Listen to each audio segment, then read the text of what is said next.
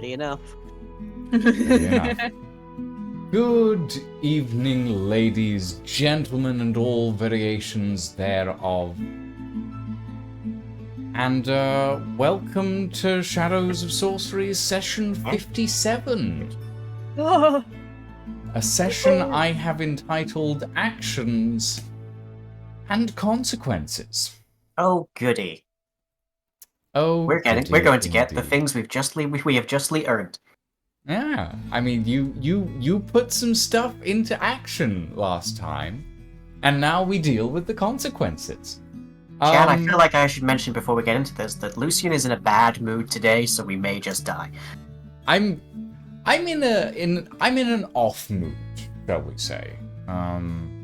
Like the latest attempt at getting an apartment fell through today, so I'm not in a great.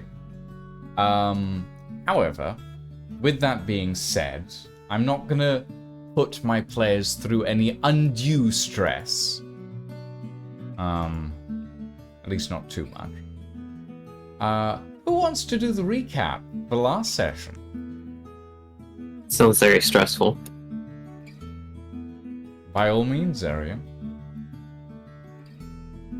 We went to a place and then we did a thing.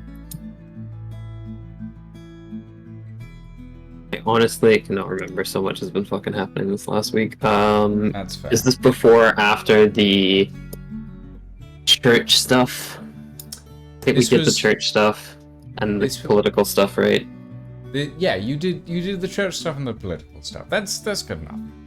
Last session, our wondrous party of adventurers decided to cause a bit of commotion by essentially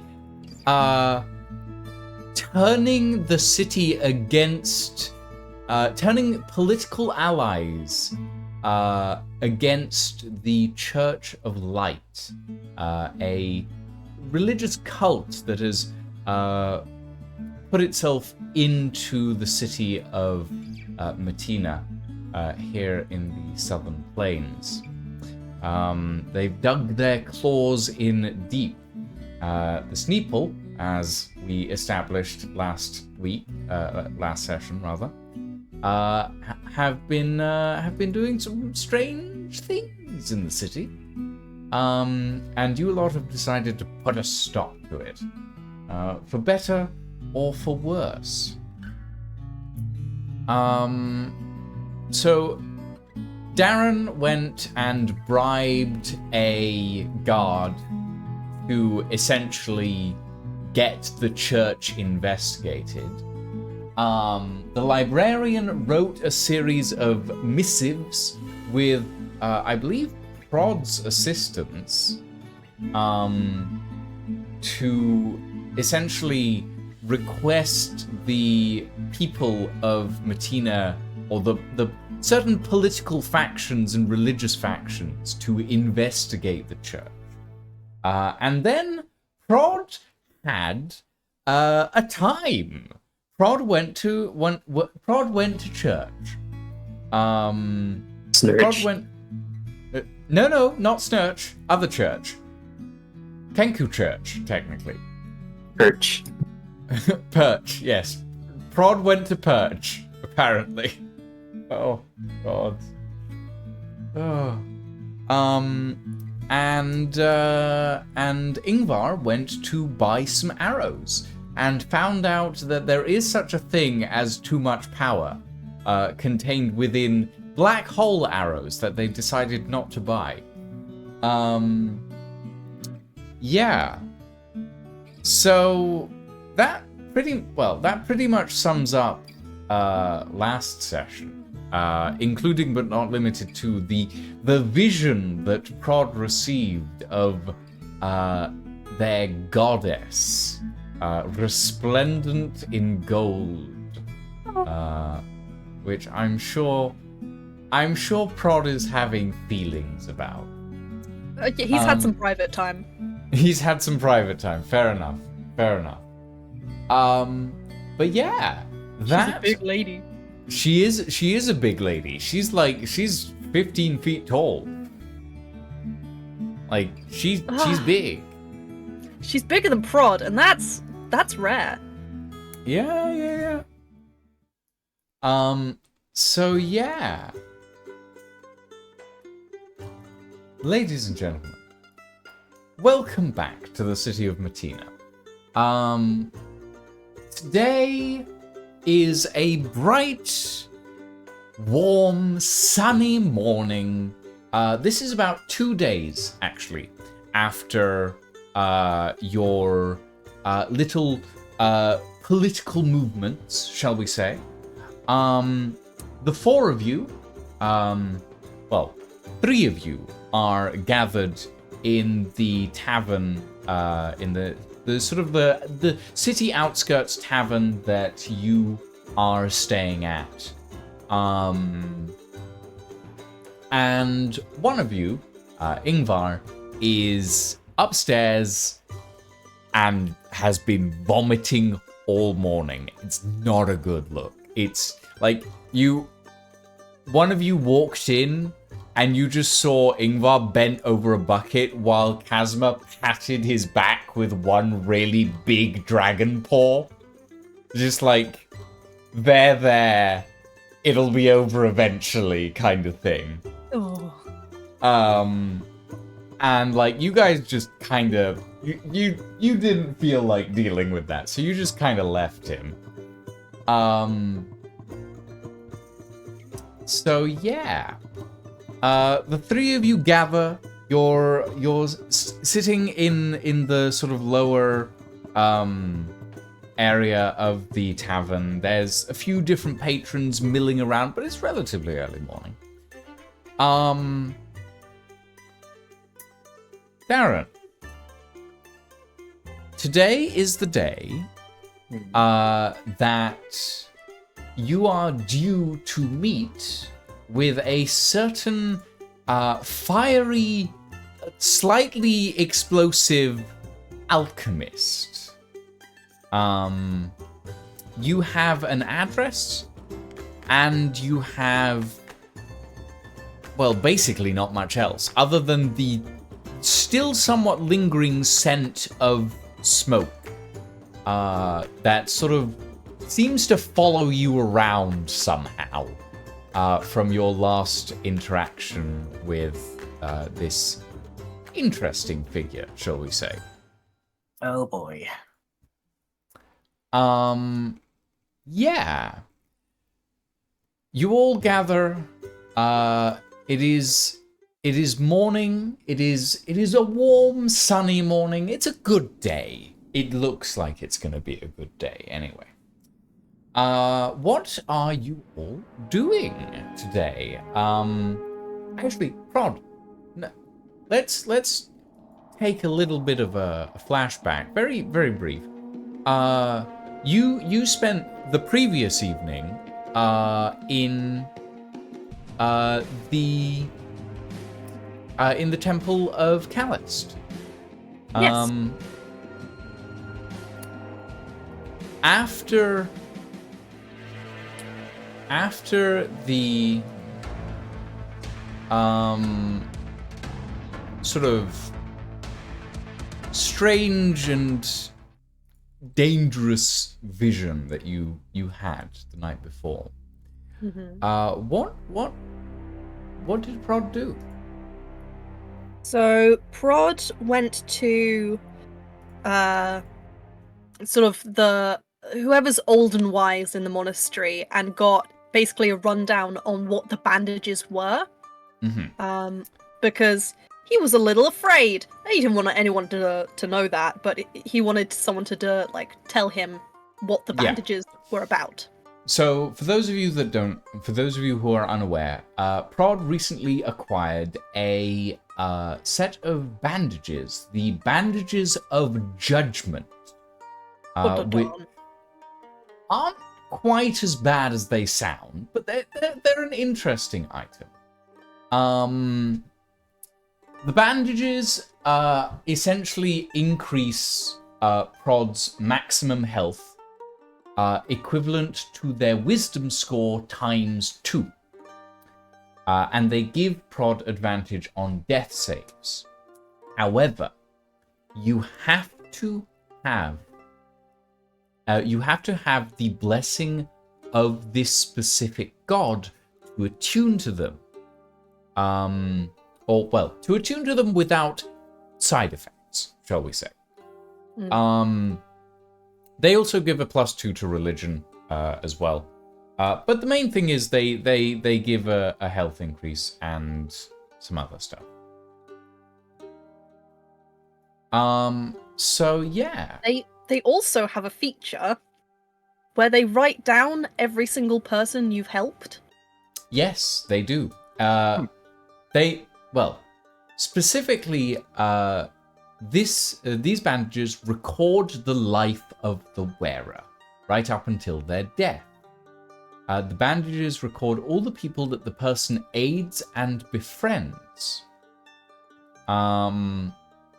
However, there is, as you've been looking over the bandages, and you've noticed, Prod, that the bandages have been writing records for a while now. Not just of like what you've been doing while you've been wearing them. They've been writing records for a long while. The writing is still going, and it hasn't reached the current day yet. Right. So it's detailed. It's not necessarily detailed, but it's still going through like 15 to 20 years of history, maybe. Right. Like all that time that you were turned to stone, it's still going through all of that as well. So the fact that I was just stone and it was like, the day was the same. Not exactly. Roll me an investigation check. Okay. Or investigation, or in just... Yeah, no, investigation. Religion, perhaps? If you'd like to infer something different from this, I will allow religion. Well, my investigation is -1. So, Yeah, but, like... You can roll religion, but the information that you get will be different, is essentially what I'm saying. Yeah, I'm not going to roll in athletics and just do a backflip. Yeah, let's go for religion and try and infer something. Okay. I don't know where. I'm waiting on GM. GM, let me in. Oh, hold on. I will let you in. There you go. Jim. You. GM, let me in. GM. Yeah. Roll me a sorry, I'm roll me rolling. a I'm rolling. religion check. I'm rolling. I'm sorry. Oh, it's down there.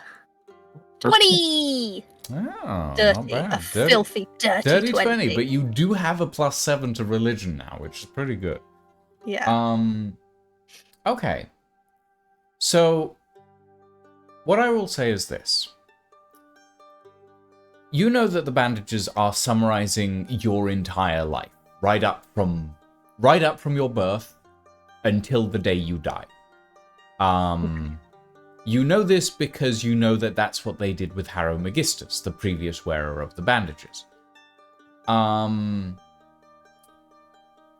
You also know that while it writes down the people that you've aided and befriended, it also writes down the people you've wronged. It writes down pretty much everything.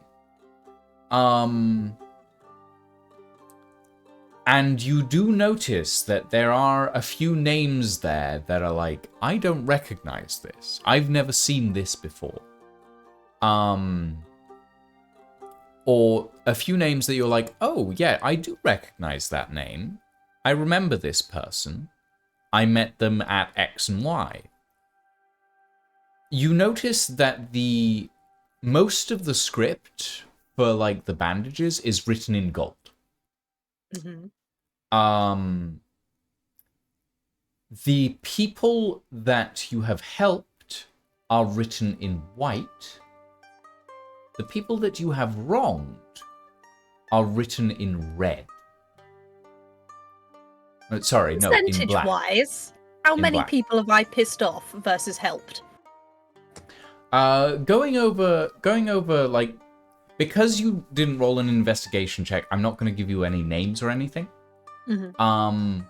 But a good, like, 15% of the names that are written on the bandages are in black. You mean red? No, black. Red. I misspoke when I said red. Okay. The people that you've wronged are written in black. The people that are that you've befriended are written in white. The rest of the stuff is written in gold. Okay. You also notice that a few of the people you've wronged, you apparently did so while you were a statue. Oh.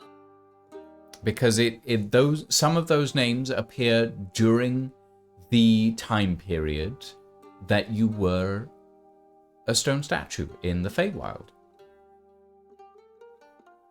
Wait, that makes no sense. Well, I did. Look, I know I did, I blocked the lose in the Temple of Callist, and I understand that that might have reoccurring effects. But I don't know if I've done anything particularly evil that could have that. Unless, how do I piss someone off when I'm a statue? Prod, who does not have a high intelligence, ponders this. Okay.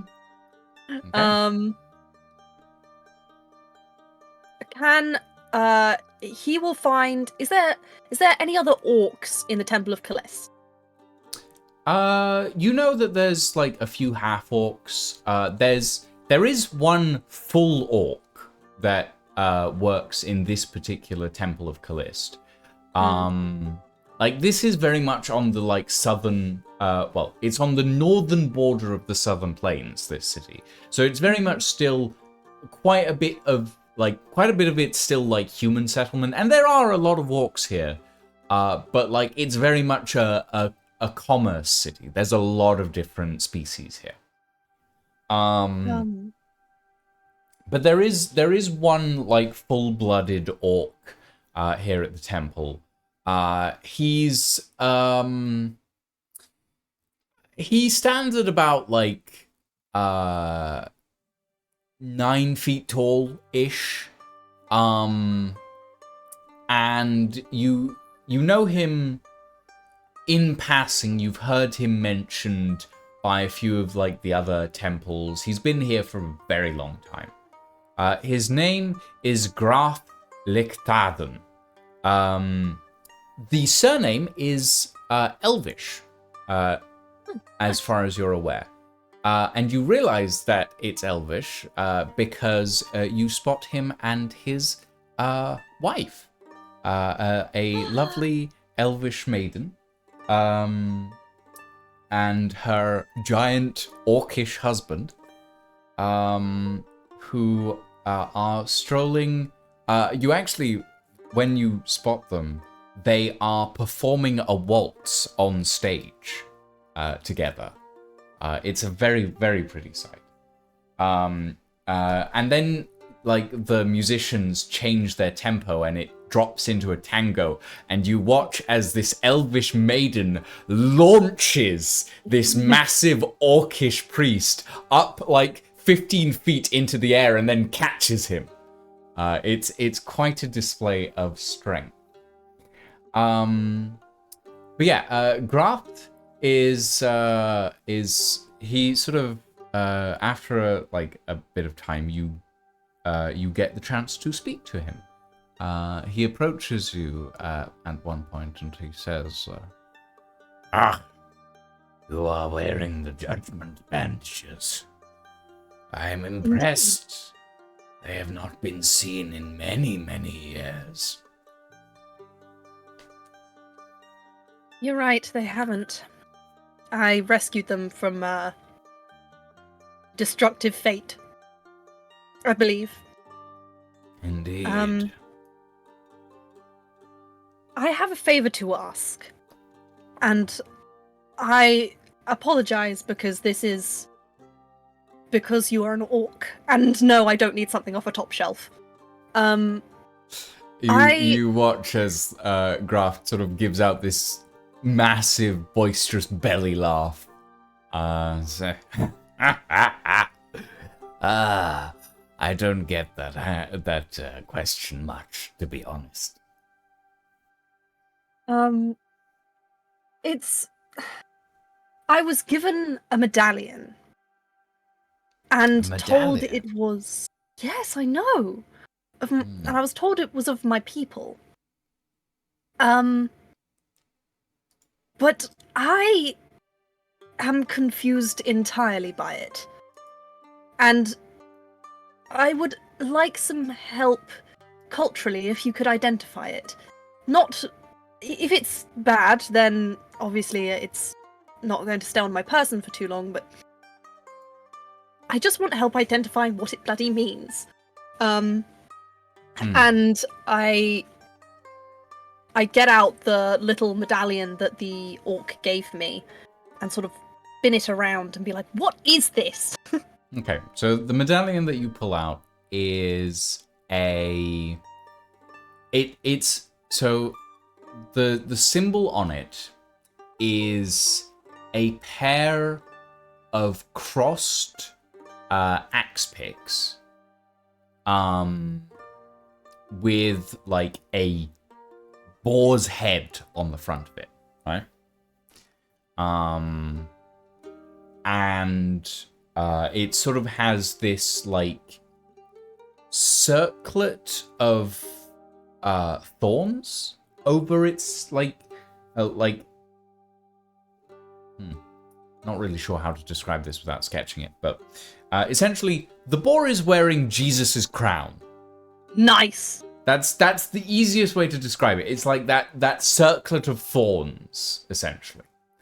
Or Jesus. Boar Jesus, yes. Jesus. Beezus. Praise Jesus. Praise Jesus. God. And you hold it out to Graft, who like takes it and goes, this is the symbol of the old royal family. Where did you get this? Well, not a friend. An acquaintance gave it to me while I was elsewhere.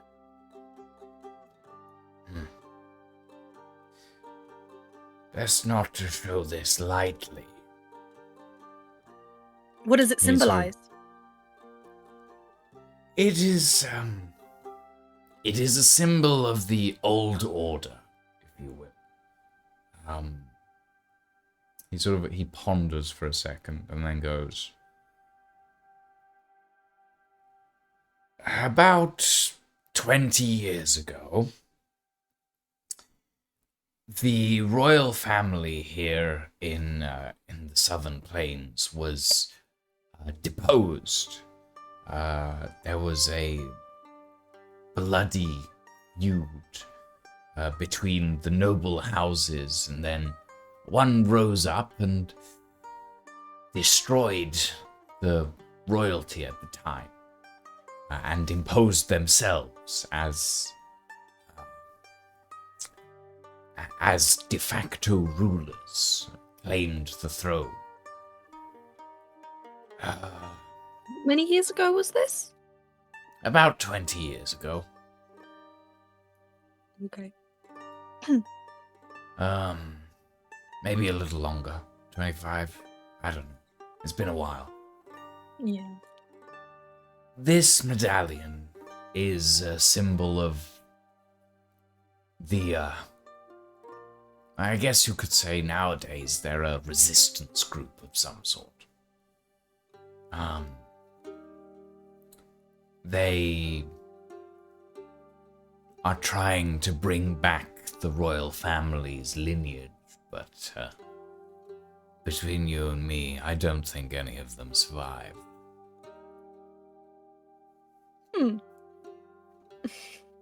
Rod says, best be careful who you show that to. Some people would probably kill you if they saw it.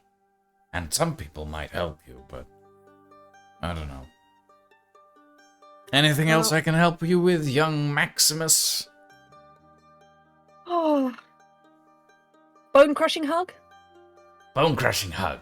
And he scoops you up and just squeezes. Ah! You It's been feel so long like since someone specific. crushed me like this. You feel like specific vertebrae in your back just snap into place. It's a good hug. It's a good hug. Good. Oh, thank you, my friend. That was a wonderful tango, by the way. I'm so impressed. But I have to go see my adventuring group, so I will bid you adieu, and I will see you again soon. Very well. And And you depart. The next day, you are all gathered in the tavern. You are having breakfast. What are your plans? You have your address, Darren. Yeah. What is everybody doing? Is it the anointed day that I have to go see the guy? Yes. Alright. Well, I know what I'm doing today. Is this also the day that there's going to be the investigation on the Sneeple? You don't know. You don't know when that's scheduled. I'm going to go and find some sort of cafe. No, Prod's going to go buy an obscenely large newspaper. He's going to go across the road from the Sneeple and pose behind the newspaper. Maybe cut out 2 little eyes and just watch. Give me. I will allow you to either make a stealth check, a deception check, or a performance check. What do you think I'm going to do, my love? I will allow any of those. Performance, and I have advantage on performance. However, I would like it to be noted that if someone is rude to me at any point, I will do an intimidation about it and been like, "What are you hiding for?" You know. Performance. I need to roll 2 of these. And another performance. Please let the next one be better. 12. So wait, why were you rolling 2? Because I have advantage because I've got actor. Oh yes, you've got actor. Okay, well, 12 isn't great. We'll say that much. Well, currently, Lydia, because currently Ingvar is sick in bed. Because I didn't know what to do because you weren't here. So I know. You're welcome to join in if you want, Lydia. Yeah. You are not excluded just because you're late.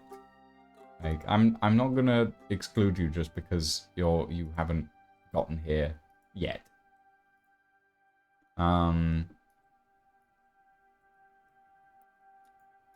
Technically speaking, all of us should have been here like an hour ago. Yes. Technically. Wait, what? Take me to Snurge. Because the Discord event is still an hour behind. Oh, right, yes. Yes, no, that's fair. Permission granted, Lydia. Yeah, join. Come join. Come join. Join. Take me to Snurge. I'll push your black snot at the side of your knives. Okay. Anyway, Hi. Hi. Where was I? Oh, yes. The... So, the... Oh, the Thing. So, The Thing. Where was... Great movie. Fucking... Oh, God. Right. Okay. You rolled a 12, right? Elfie? Yes, I had a mouthful of lettuce. Fair enough. Okay. So you roll a 12. You cut out a pair of eye holes in a clay tablet. Because that's what you managed to find. You're sure that there are probably newspapers around here somewhere, but you have no idea where. So you grab a clay tablet, you chisel a pair of eye holes out of it, and then you set up in front of the snurch. Yeah. What can go wrong? Not in front of the snurch. Like, how along far the away road from of the snurch. how far away from the snurch would you like to be? I'll let you decide. Like 100 feet. Like 100 feet. 100 to 200 feet. Like where I can see the door and see if anything's going on, but not so close that if someone walked out and like moved my tablet, they could see my face. You know what I mean? Okay, so yeah, like 100 feet. Yeah, that's decent, I think. That's decently close. Okay. You set up about 100 feet away. You don't think anybody notices you. I'm so good at hiding, guys. But I will say you are not exactly inconspicuous. I'm like whispering the Mission Impossible theme into the ring, the communication ring. God. Ingvar, if you stop throwing up, come join me. Huh? Yeah. Ingvar, you have been you've been a little bit ill this morning. Kazma's been kind of just like patting your back while you've been throwing up into a bucket. But you start to feel a little better. It might have been like food poisoning from something you ate last night. You're not entirely certain. What are you doing? What are you doing this morning?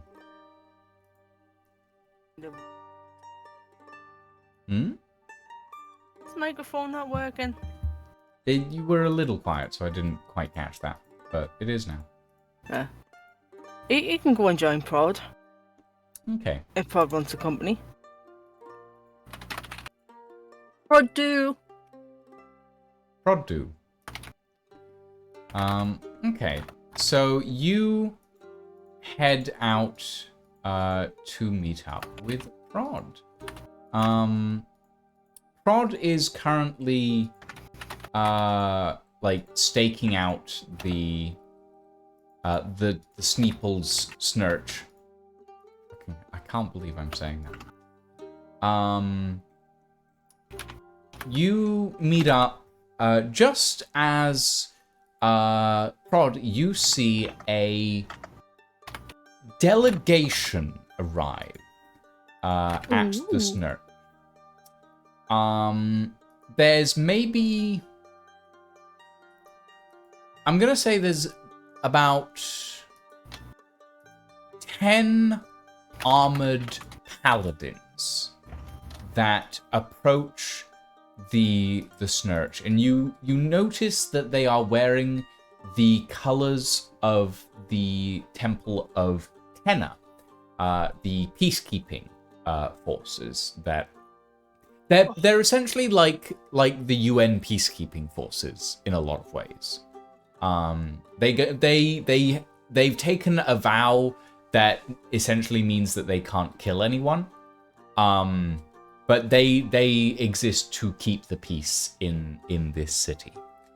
You also spot, coming from another direction, a group of city watchmen led by a man wearing an eye patch. Both of these groups converge. You also see, like, you start noticing there's, like, several carriages that are stationed outside the church, like black carriages with curtained windows that look very much official in a very much non-official way. You know, the kind of carriage that a rich person would use if they don't want to have it be known that they're there. Right. The two of you watch all of this happening, and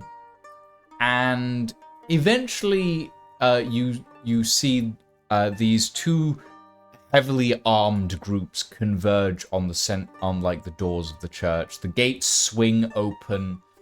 You see the large white albino Naga who you spoke to the other day comes swaying, sashaying almost, because it's kind of the only way that they can walk down to this area. Snatchay. This courtyard Slither. section at the gates. The knights of the paladins of Tenor sort of take up this sort of not necessarily relaxed posture, but very much, I'm not that fussed about what's going on, but I can grab a weapon if I need to posture.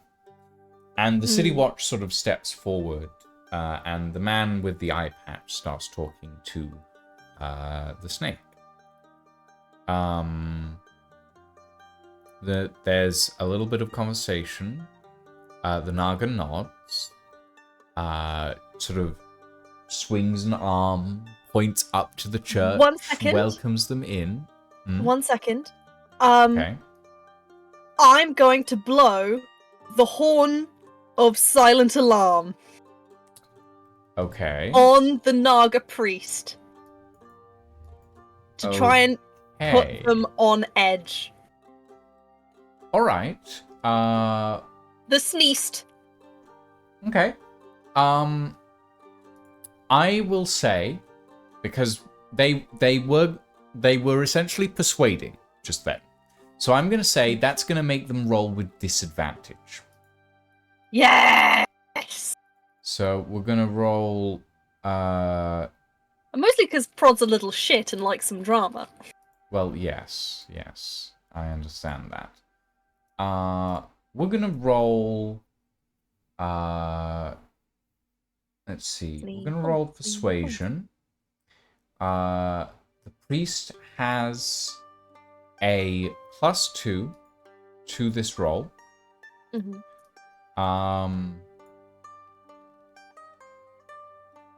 That is the first roll. That is a natural 1. I don't think it can get much worse. Yeah, no. It can't get much worse. Yeah, there's no... The priest rolls a natural 1 on his persuasion check. You watch as he's talking, he suddenly shakes his head, rears back a little. His claws come out of his robes. Immediately, the watch captain pulls a sword. Immediately. All of the knights of Tenor pull their various weaponry out. The Naga sort of backs up a bit. He puts his hands up. The captain sort of directs one of his watchmen. The watchman walks up, puts handcuffs on the Naga, and the captain directs him to the side, put him over there while we check this out, sort of thing. Beautiful. And you watch as the watchmen walk into the temple. I'm going to join them. Are you coming with, Ingvar? Are you bringing the dragon? Could do. If you want. Yeah. Okay, so We're gonna try and pile in behind. are you stealthing in, or are you asking permission to join like one of these retinues? I'm going to talk to the people of Tenor, the paladins of Tenor, because usually paladins we have some sort of alliance normally. You have a bit of a repertoire, yeah. And is Tenor the twin of Callist? No, that would be Invict. Damn it! Tenor is the goddess of peace, essentially, Okay. to a certain degree. I'm gonna go up to them and try to persuade my way into joining, because I've been watching these guys for a while and I do not. All right. I do not agree with some of the things I've seen happening. I will allow you to roll a persuasion. Okay. A persuasion check on this. Persuasion. Persuasion. Do I get? I don't get advantage on persuasion, do I? Not as an actor. Okay, please, please, please. That would be a 3, so that would be 5. As you walk up to the temple gates, one of the paladins puts a hand up, like stops you in your tracks and says, "This area is now restricted, please leave." Okay, just so you know, you've got to put some blood in the statue's mouth in the basement. It'll move aside. When you go down there, you've got to take the right path. Alright? Okay. Are you giving them this information directly? Yeah. Yeah? Okay. The Paladin of Tenor looks at you and goes, okay. And gestures to someone else, confers for a moment, and then one of the watchmen starts walking towards you with a pair of handcuffs. You know what? Whistleblower! Don't arrest the whistleblower! I run into the nearest shadow and poof myself 50 feet away. Okay. Ingvar, you've been standing next to Prod this entire time. What are you doing? Wondering what the fuck he's just been dropped into. What the hell?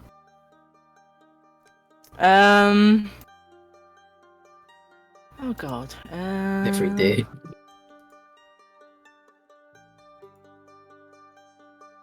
I can't hide in plain sight because I'm not out in the open.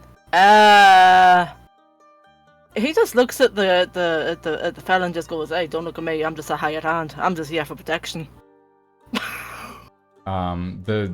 Roll me a persuasion check, I guess.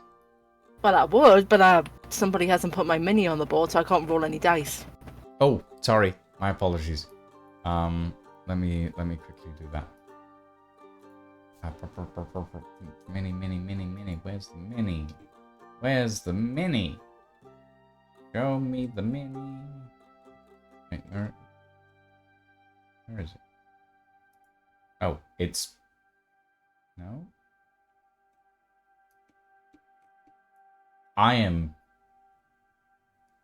There we go. I am blind, is what I was going to say. There we go. Mini is there. And you are not. So, hold on. Let me...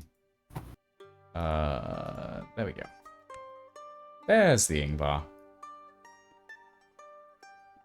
Apparently somewhere in deep purple space. Oh. Yes, this is we're in the creation space at the moment because I haven't built anything properly for this area yet. I've been a little busy the past week or so. But yes. That's just a straight 12. Just straight 12. Okay. Yeah. The watchman looks at you and goes, "All right, just keep moving. Yes, sir." Nothing to see here." Yeah, he just kind of about faces and goes back the way he came. Mm-hmm. And hopes to God Proud get on out. You disappear into a shadow. Where are you trying to reappear?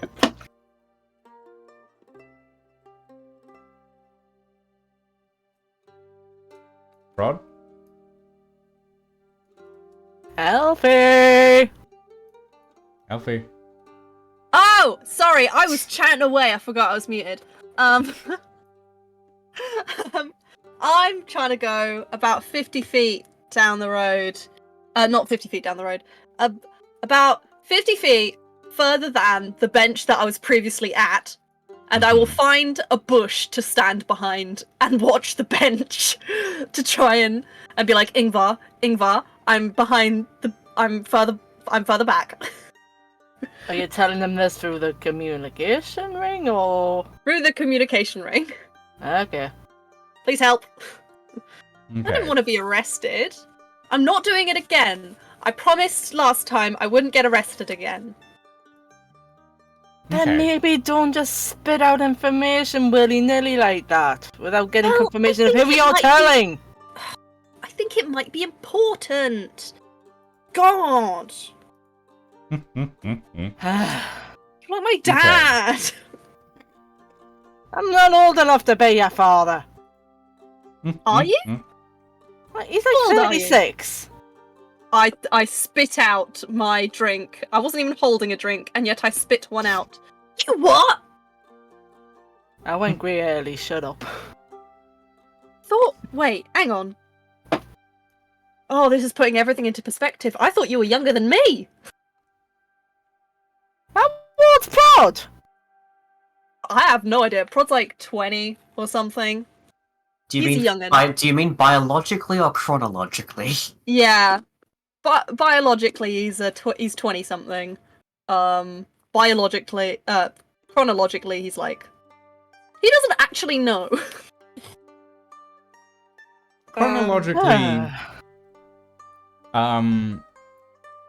okay, so chronologically, you are technically 26, Rod. Okay. Biologically, you're 21. Okay. Yeah. Thank you. That's very useful information. But emotionally, But Emotionally, you're 3. At this moment, poor Ingvar feels emotionally like he's just got hit with old and is now like 80 mentally. Yeah. signed gay baby at DM. Good God. But he's like, oh, how's your back? Wait, Pretty What do old good, people like? actually. I listened to jazz music once. How do I relate to you? You're too old. What the I mean- fuck? Technically speaking, well, we'll get to that. I will throw my son Prod at you. is winding you up. But honestly, it's one of his favorite activities. Careful there, I'll get Casamant and nibble on you. Ah! Okay. While all of this is going on, while all of this chatting is going on, you watch, like, you all, well, 2 of you. What are you doing at the moment, actually, librarian? Where am I? Well, Arian's name. He has a name now. oh yes, Arcus. What are you doing, Yeah. Arcus? It takes a while to get used to it. Okay? Here, we have for multiple years been calling them something else. So, Yes. Okay. I don't know. I guess from the end, I haven't followed Prod or Ingar anywhere. So, Well, Darren is You know. going somewhere else to do weird alchemical shit. So okay. Boom. So I get to do activities today. you can do Ooh. activities, or you can follow someone else. It's up to you. I I suggest you feel- follow one. There might be trouble. Yeah, I'll follow Prod. Okay, so you're with Prod basically, and Darren's gone off and done something else. That's fine. We'll get to Darren in a bit. It's gonna be fun. Oh, boy. No, no. Okay, so you 3 watch as, like, suddenly one of the watchmen runs out of the church, starts conversing with one of the paladins. 3 of the paladins immediately start marching into the church. you suddenly hear a scream and sounds of combat as like several like armored knights walk in with like admittedly blunted weaponry. But just because the Paladins of Tenor have taken a vow of not to kill anybody doesn't mean that they can't hurt people. Should we go in yet? I would say give it a few minutes. See But if, what see if if they any. get to the big blowy up thing? I want to see it blow up. I think you'll see it blow up even if you're out here. Let's be fair. But then hundreds of people will be killed.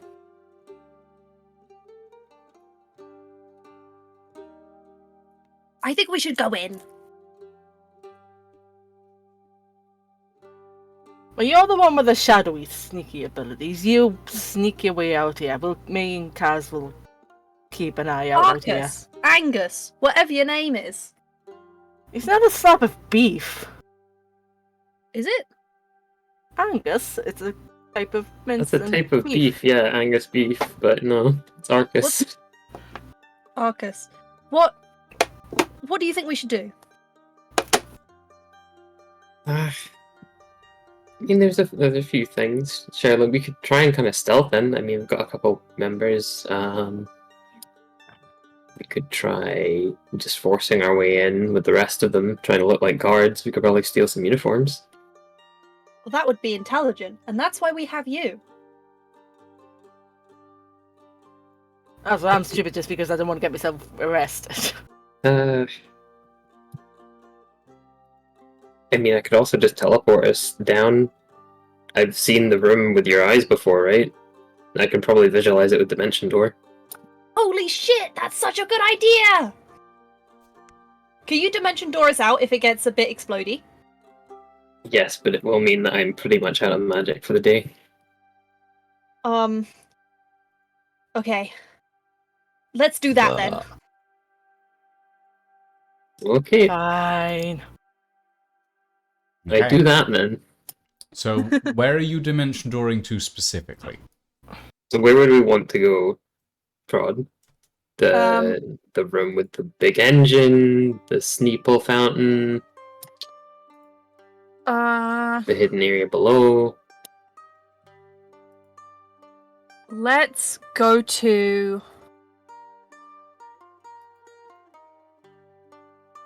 It's gotta be underneath, like past the blood thing.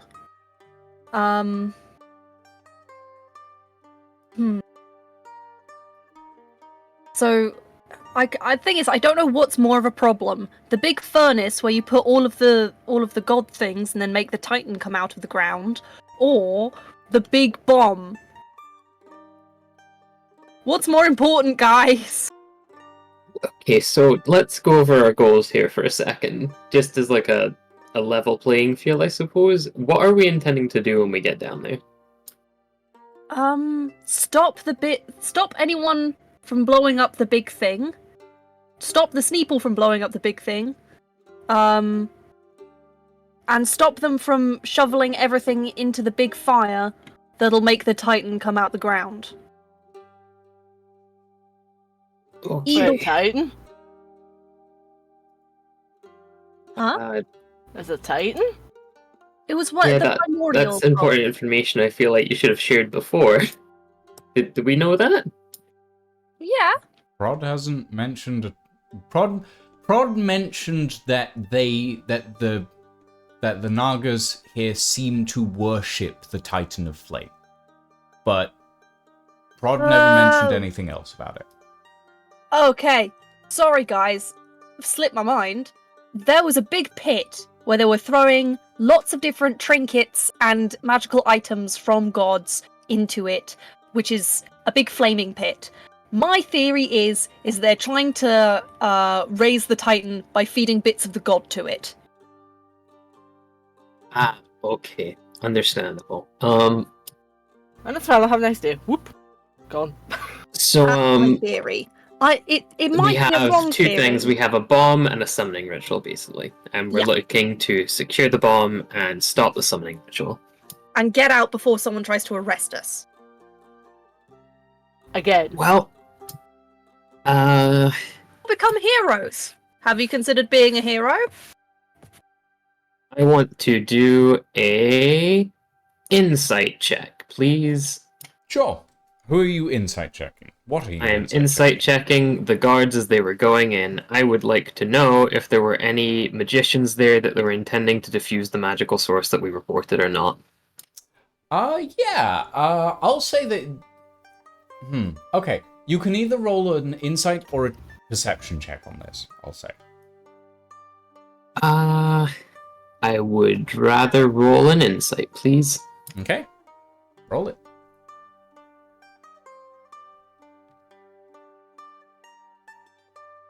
24. 24. None of the watchmen. They're all, like... There might be one or two that can cast a cantrip, but most of them are just regular dudes. Some of the paladins might have some degree of magical attunement. But from what you're seeing, they're mostly wearing, like, heavy plate armor. And that is not... From your experience, that is not conducive to a caster, essentially. You do notice, moving among the paladins is a cleric.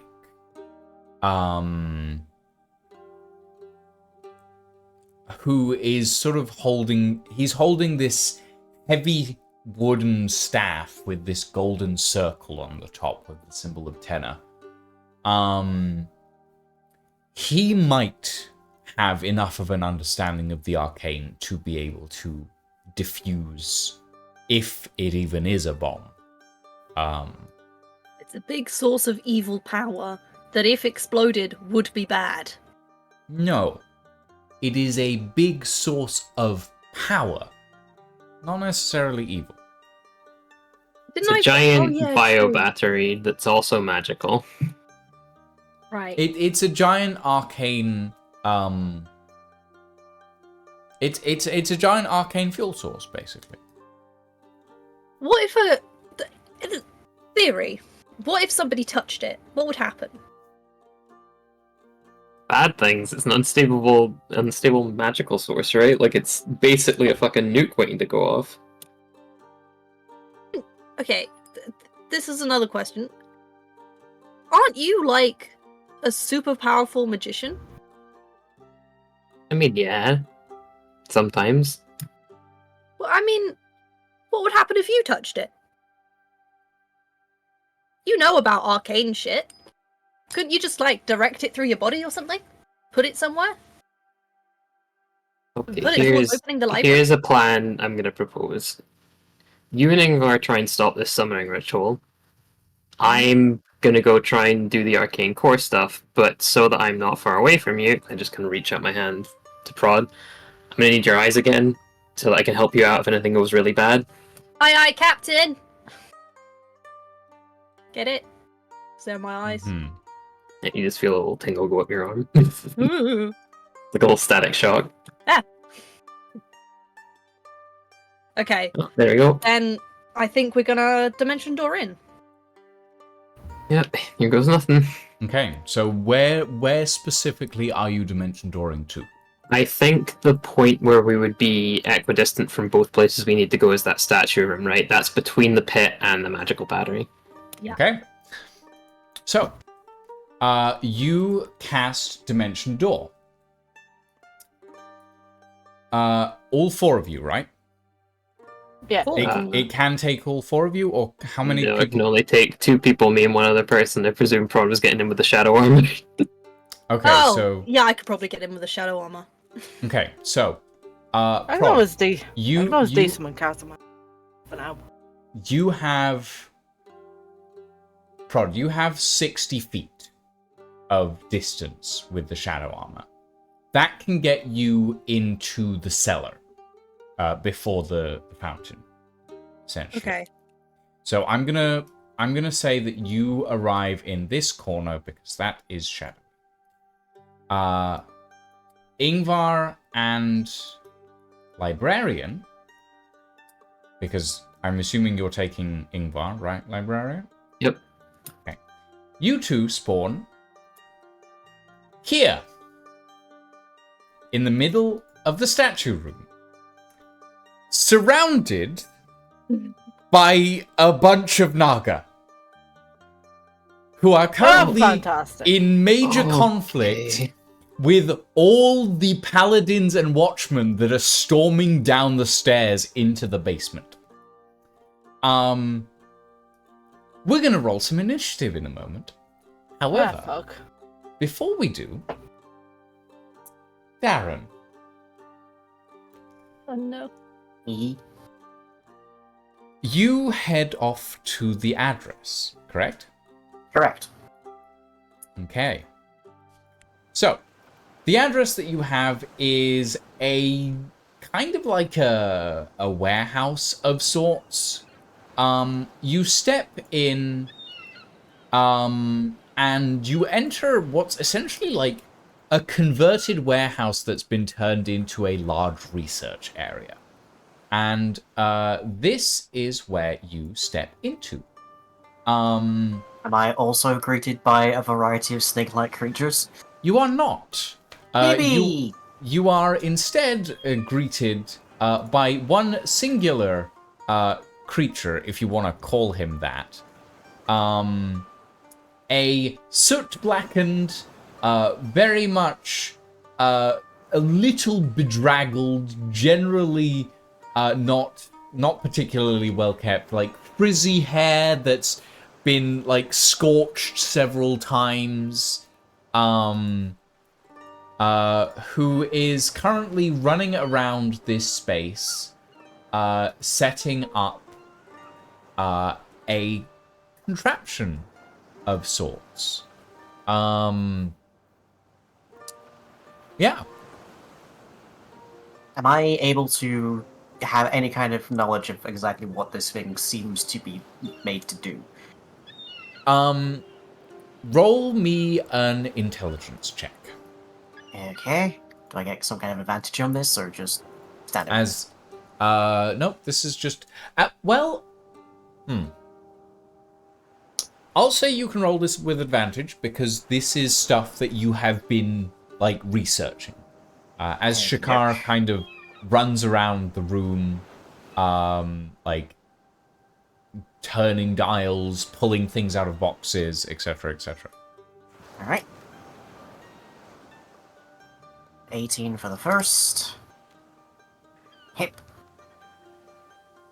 18 it is. 18. Okay, so the whatever Shakar is setting up is definitely transmutative in nature. There's a lot of like you look around and you see that there's like this semi-altar, semi-seat in the middle of the room.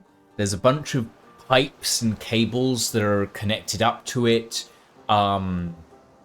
There's like massive wires and electrical, like arcane conduits that are all like strung about the room. You see a bunch of bookshelves like out in the corners that are filled with different tomes.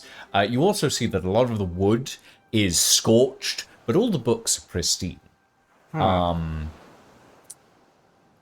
There's definitely some sort of like protection enchantment in this room that is keeping the books from going up in flames, essentially. Alright.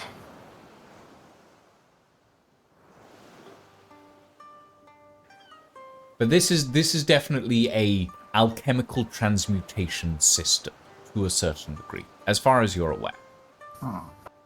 Have you been working on this for a while? Ha! My friend, come in.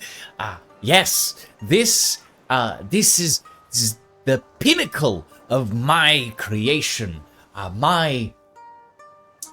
My truth is elemental transmutation. I have an affinity, you might say, for fire. And my truth is somewhat similar to yours, but my belief is that one's soul can be transformed into a true elemental force. And this is my transmutation, but it can be adapted to your purposes. So then I guess the next question is, who goes first? Well, I'm not being turned into a dragon. So you want to be an elemental? The elemental thing is harder than the dragon thing. Is it? Because I've definitely encountered a lot of ways to turn humans into smoke. Smoke isn't elemental. Smoke is mist. Is meh. Fire is a pure, raw form of energy. Becoming that is very difficult. What kind of control do we have over this? How fine a detail can we specify? Limited control. I can do color. Well, that's good. But size is another matter. Size is going to be difficult. Because to add size, you need to add mass. And to add mass, you need mass to add. And no offense, you do not have much mass. None taken. None taken. I can make you approximate, but size-wise, I can give you a choice. I can either make you the form you want to be, but very small, or I can get you an amount of the way there, but with a standard size. You said you could specify color. Are there any other physical features we can specify? It's tricky. Things that might come up, say, at a public bath? What, you want tits? I can do tits! No, quite the opposite, actually. Okay, no tits. That's fine. Yeah, we can do no tits. And the other thing. Oh! I mean, we can probably make that pretty big if you want. I'll settle for there at all, and then we'll call it good. Yeah, I mean, that part isn't really up to me, you see. That part is your, how you say, your focus. The transformation, I can control certain parts of the change, but there is an amount of pure willpower that will also force the change down a specific path. I So, see. certain changes are simply up to you, really. Understood. Okay. Lucian, quick question. Am I going? Does that, by saying it's a force of will, does that mean I'm going to have to roll dice during this? Yes.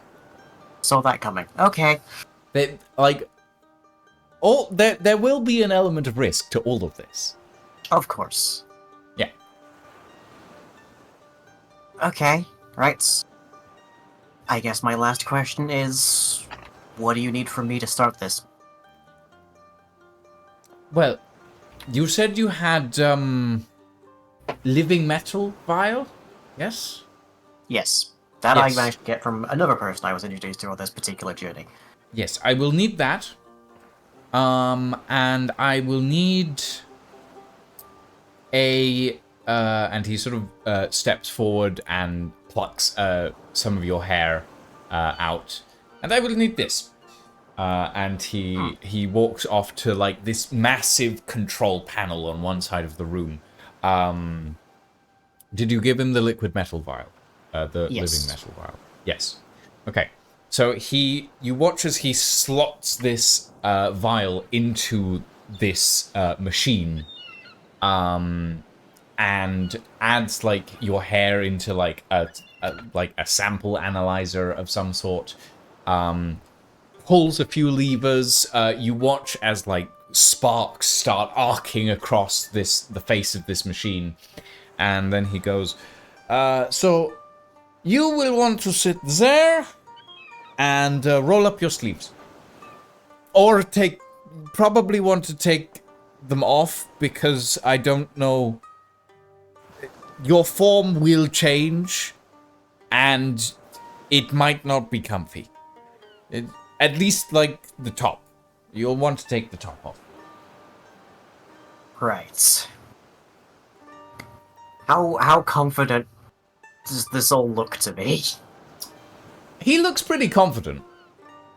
But he looks confident about a lot of things. And he's also, like, been set on fire multiple times, apparently. Okay, I'm gonna play this safe, and I'm going to presume that either this works or I'm killing him after this. So, I am just going to strip entirely nude. Okay. Fair enough. And then I'm gonna sit down. And you're gonna sit down. Alright. So, Darren, Shakara sort of takes your clothes, puts them over in a corner out of the way of all of these, like, massive arcane, like, mechanisms that are kind of sparking, and you notice that are kind of scorching the wood around you. He approaches you, like, pulls on these, like, small tubes, and, like, there's these two large sort of, like, vambrace type things that he clamps onto your arms, and you can, like, feel, small things prick into your skin. And he says, "Now, I will warn you, this is definitely gonna hurt. So, if you have anything to like, numb the pain, take it now." I don't think I do. Well, here we go. And he pulls this massive lever on the machine. You immediately feel electricity arcing through your body. And this is going to be a series of rolls. 3 rolls specifically, because this is a very simplified version of what something else does that you might come across in the future. So here is how this is going to go. I am going to need 3 rolls in sequence from you. And I need to find where I put this. Yes, here it is.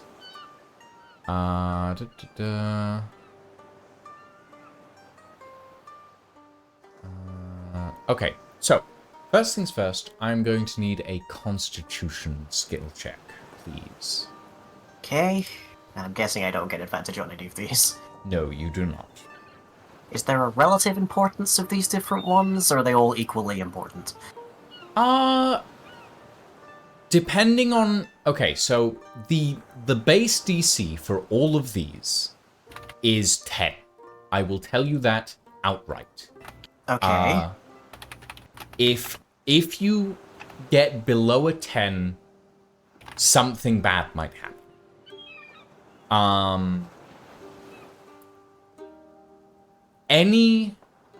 Anything over a 10, so every time you go 5 over, something good will happen. So if you get a 15, it'll be better. If you get a 20, it'll be really good. If you get a 25, it's going to be amazing, basically. Yeah, that part's not happening. It's not just Constitution. That much I guessed. Yeah. Constitution, however, is one of my worst stats. That's the first one that comes along. So I'm going to need you to roll me a Constitution saving throw, please. Here we go. That is an 8. That is an 8. Okay. So, here's what's going to happen. We're going to switch back to the other team. And we'll find out what happens to Darren later. Team 1, roll me initiative. Oh. What? I can never bloody find my. Let's see if this will work on the sheet. Tick. Whee. How do I link my mini, by the way? Don't worry about it. 20. Yeah, we'll not worry about it. Natural 20. Oh, hell yeah, nat 1. Baby, let's go! It's for a 3. Okay, so can I get 25 to 20? Who rolled 25 to 20? Nobody? Me! You did? I did. I rolled 21. 21. Okay. How much? 20 to 15. 15 to 10. 13. 13. And It's 3. 3. Okay. Alright. Okay. So.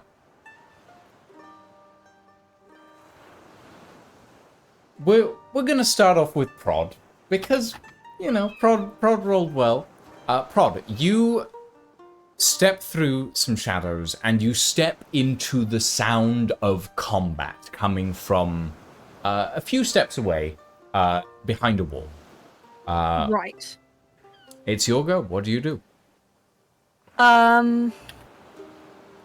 Prod tries to shadow step further down, past the wall. How far can I go?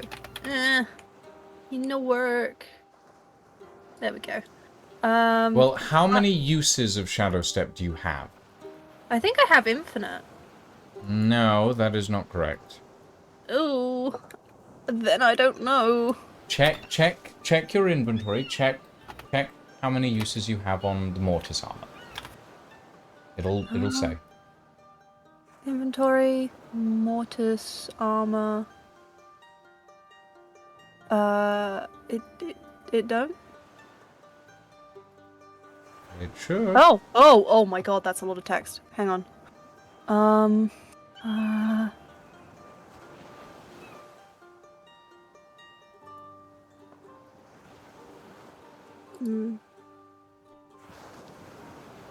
Dominates magic.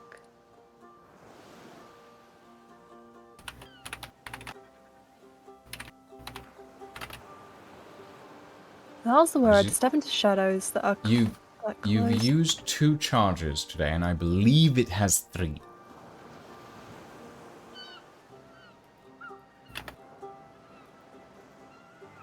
No, it doesn't say.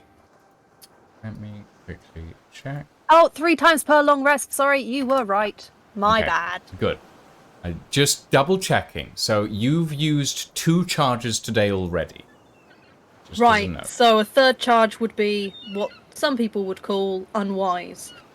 Maybe. So instead, I'm gonna shove I'm gonna put my hand in the mouth of the statue and wiggle it about until it bleeds. Okay. My bloody hand in the statue. I mean, I'm not sure why you're doing that, considering the hall's already open. Oh, it's open. Oh, Yeah. sorry, my bad, my bad. Then I shall go here. I see my friends over here. I go, oh shit. And I think I'm going to try and jump over the heads of all of these people. I believe, what's my jump radius? Because I think my jump's like 15.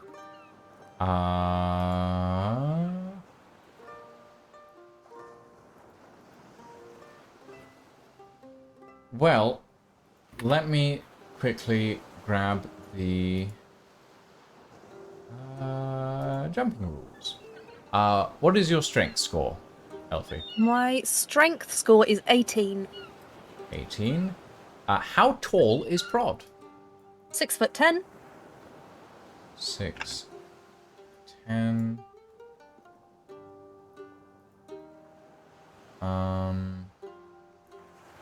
Okay. Your long jump is 18 feet horizontally. My long jump is what? 18 feet. 18 feet. Sexy. Let me... So I'm going to try and jump 18 feet. If I jump 18 feet this way, do I... You can land on that step there, yeah? Well, that's all my movement. Oh, this all sucks.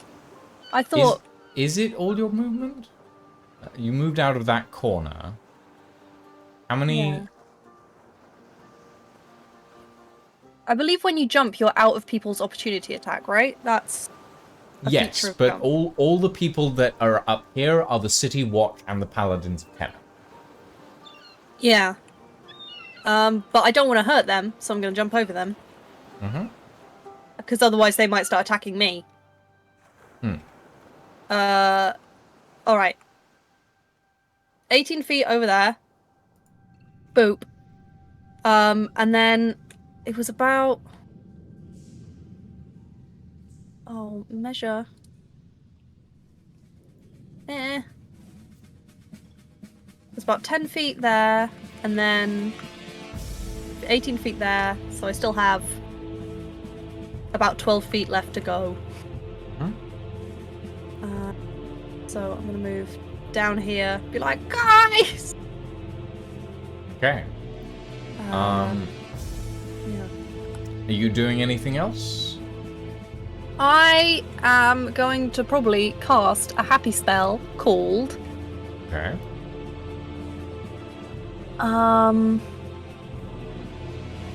Shield of Faith. Shield of Faith. Okay. I'm going to cast it on the librarian because I have a feeling the librarian's pretty squishy.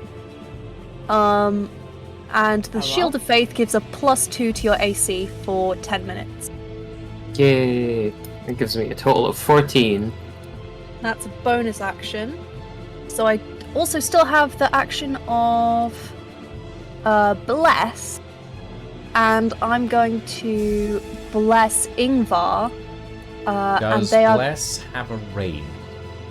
30 feet. You are I not like it. within 30 feet. But Mom. But nothing. You're not within 30 feet. You're barely within, you're barely not within 30 feet. Like, the librarian is 35 feet away, and Ingvar is about the same, to be honest. Can you do a bonus action as an action?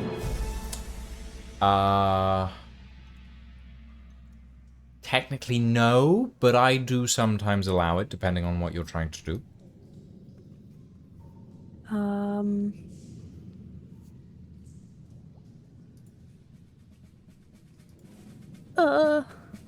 Sorry, I'm being indecisive.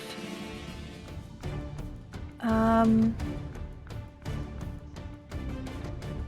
aid, I can't do anything. Grr.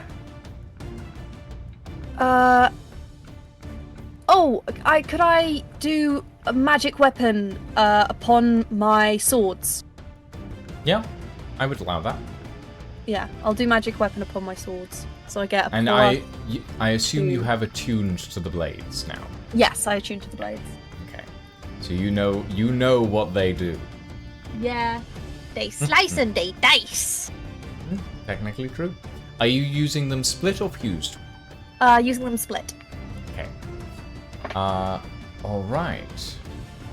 Next up is this Naga, who is going to charge for this figure here. And is going to attempt to attack. I'll roll these all real quick. That's a miss. This one's going to move down. This one's going to move forward. Forward. forward. This one's going to take a shot at you, Prod. What did I do? You were there. It's going to miss. And you all watch as out of like the weird, out of where the weird like glowy natural arcane thing is, comes this strange slavering beast with like 2 or 3 massive tentacles on its back, pustules all over its body. It doesn't have eyes, but it has a very, very big mouth. And it's gonna get into here, and that's about as far as it can go on its turn. Ingvar, you're up. Does he know the direction of where the explodey thing is? Or has Prod not pointed that out? I would say that you guys have done a little bit of like, you've done enough of this to know, like, this is where recon stuff comes in handy, and Prod's described the area relatively well, and the librarian knows where everything is in this area as well, because he's seen it through Prod's eyes. So you would know. So down here is the route to the explodey thing. And down this way is the route to the weird magic-eating fire. Neat! Sorry, I'm kind of half asleep here. It's fine. Because my brain went, what if I put him around here and then... Because I've still got that exploding arrows and be like, back off! Back off! Oh, I'll blow that thing up. Okay, yeah, sure. Yeah, okay, so, how much movement do you have? I was gonna say, I mean, that's like... Because that is 55 feet to get there. So, if you wanna dash and then use a bonus action to intimidate, I will allow that. Well, my question is, what? Because if I dash that way, they're gonna get an opportunity of attack. At least one of them will, yes. But I'm probably gonna mispronounce this. A Shardland Stride. Okay, yes. Which remind me what that does again? For the duration of the spell, your speed increases by 20 feet and moving doesn't provoke opportunity attacks. Okay, yeah, you could use that. That's definitely an option. When you move within 5 feet of a creature or an object that isn't being worn or carried, it takes 1d6 of damage as well, apparently. Okay, yeah. So he's going to use... It's a... I haven't used any spells in like Does it take an action to cast, or is it a bonus action? It's a bonus action, apparently. Bonus action to cast, okay. Yeah, you can definitely do that. Yeah, so we're gonna do a stride. I'm gonna do a stride. You're going to do a stride. Yeah. How much movement does that give you total?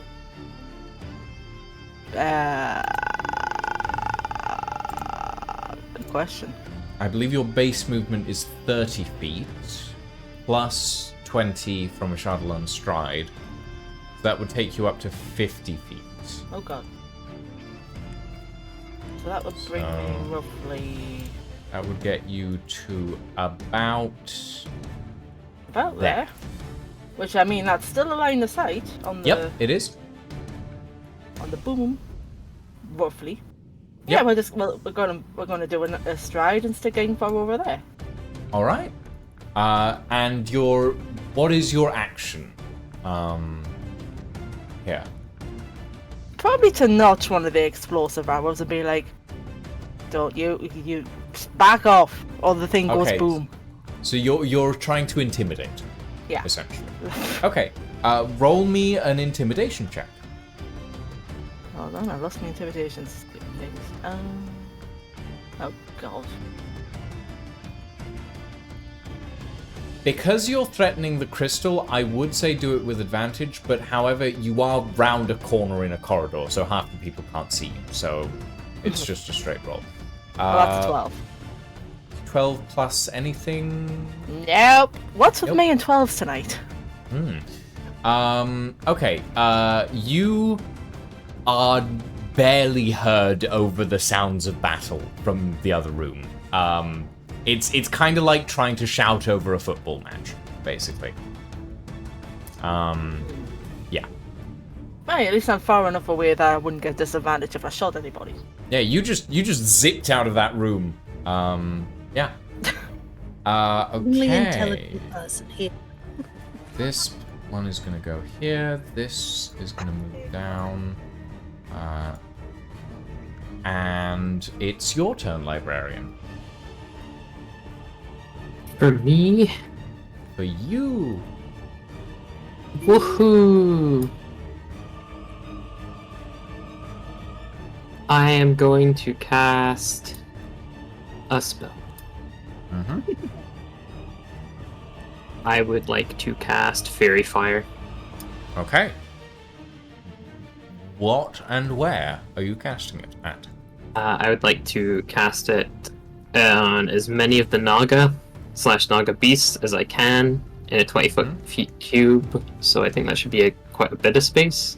So 20-foot cube. Is that 20-foot width or?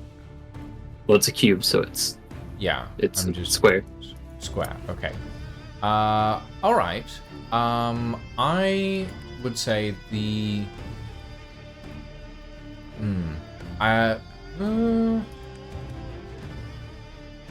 If you cast it here, you could get 2 Naga and the weird slavering beast.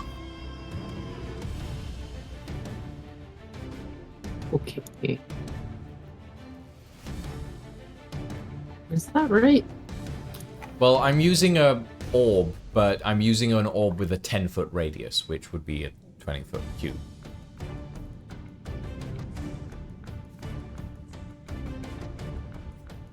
And that's a 40-foot cube. Yeah. Well, it's a 20-foot radius, yeah. So that's a 20-foot, 10-foot radius with 20-foot cube. Okay. Yeah. I guess I'll try and get the beast and 2 of the Nagas. Yep. Okay. If I can do a little thing on them or not. Yeah. Which Nagas are you going for? Oh, wait a minute, let's try to attack something. Ah! Not that You're one. fired a laser. I guess the ones in front of us, the closest ones to shoulder. Okay. Soldiers. So, these ones. Ooh. Yep. Yeah. Okay. Yeah. So you can get all of those in Fairy Fire. Okay, I do that. Okay. Anything else? Yes. I would like to take. Wait, no, I can't do it as a reaction. Okay, that's my turn over. No movement? Nothing like that? If I move, don't I get opportunity attack from the 2 next to me? Currently, they are not in range of you. Currently, okay. like, they're each 10 feet away from you, technically speaking. They are not in melee range. Okay. I guess I will fuck off over here then, which I presume is the way to the magic battery? Yes. Okay. Which I think that was about my full movement, 30 feet. No. Yeah. 30 feet would be to... that. Yeah, okay. Okay. Go All ahead. right. Top of the round. Rod, you're up. Hey. Can I ask a question? Go for it. Where... Who looks like they're winning right now? It looks like the battle literally just started like 2 minutes ago. You can, like, everybody's still on their feet at the moment. Okay. I'm going to run Mm-hmm. Hang on. Where did I go? Where is my face? There I am. I'm gonna run 30 feet over to this Naga. Okay, so Oh, two actually- To this guy. He looks the most like a problem. Okay, so 2 Nagas will get opportunity of attacks on you. Just to let you know. But I disengage while running? That would be your action if you want to do that. Oh, okay. No, I did not want that to be my Okay, action. so one of them misses. Okay. Excuse me. The other one rolls a 15 to hit. Does that hit? Nope. Does not hit. So, okay. Blank off you- my armor. You shoulder your way through the Nagas to this slathering beast at the back. Do what you do. Armor hit it!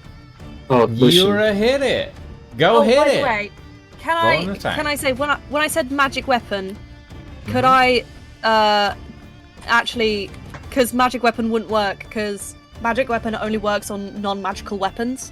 Yes.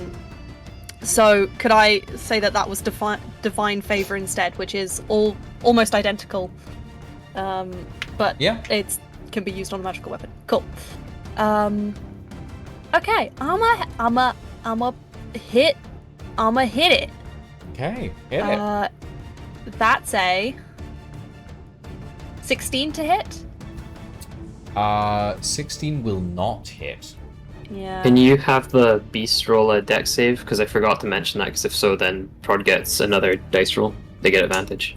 Yeah.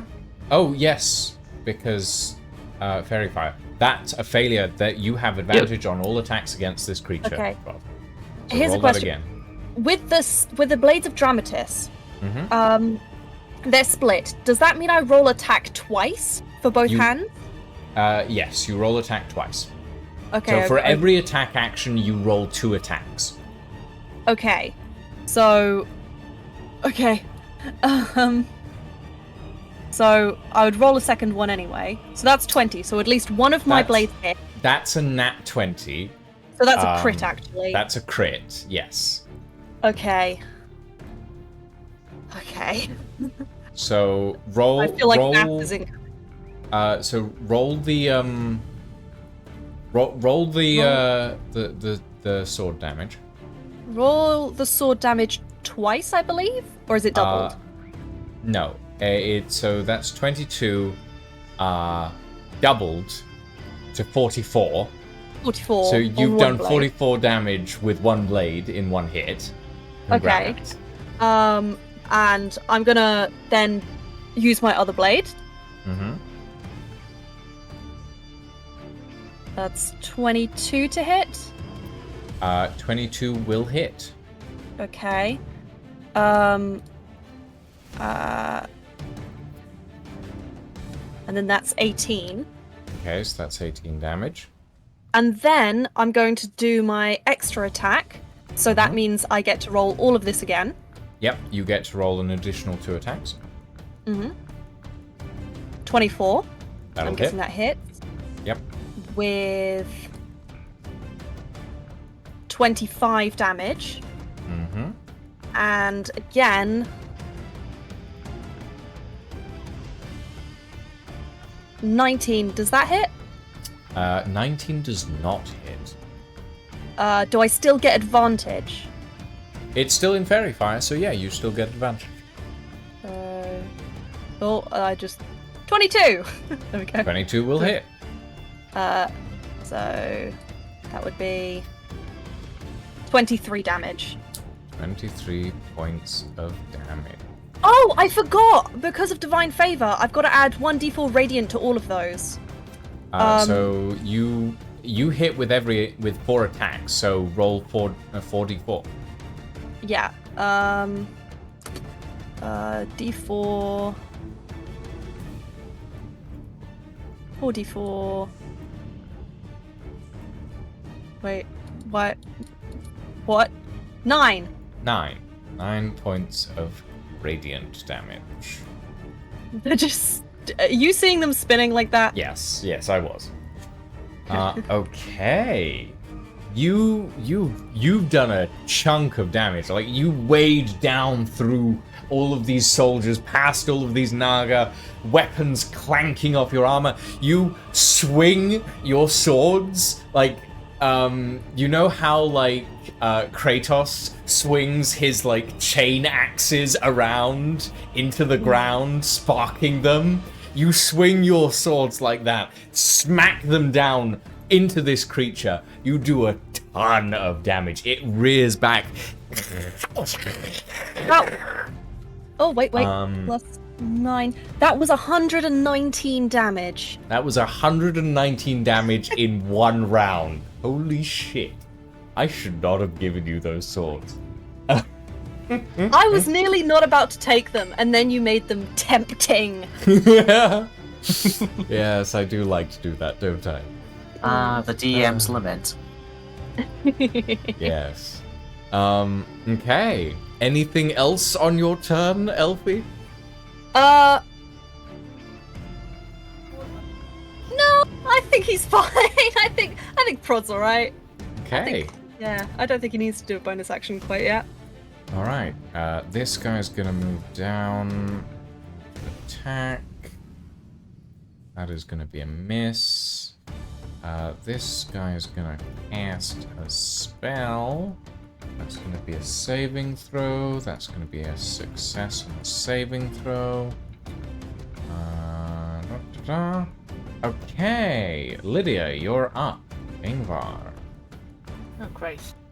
Well, noticing that the whole threaten to blow everything up thing kind of flew over everybody's heads. They're all a little distracted. A little bit. Also, I kind of lost track of who we're supposed to be fighting now, God. Are we going for the Nagas or the armor guys? The Nagas are the bad Nagas. guys. Nagas, that's fine. Sneeple. Sneeples. Where the hell is my inventory?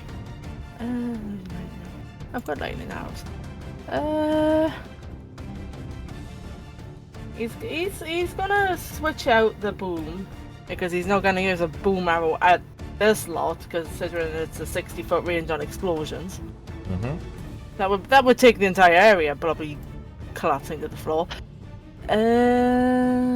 He's gonna switch out the boom. You're so intelligent. He's going to switch out the boomy arrows for the lightning arrows. He's going to cast... Can I cast? Well, I'm assuming the stride, because the stride's only a concentration of 1 minute, so that would have ended by now.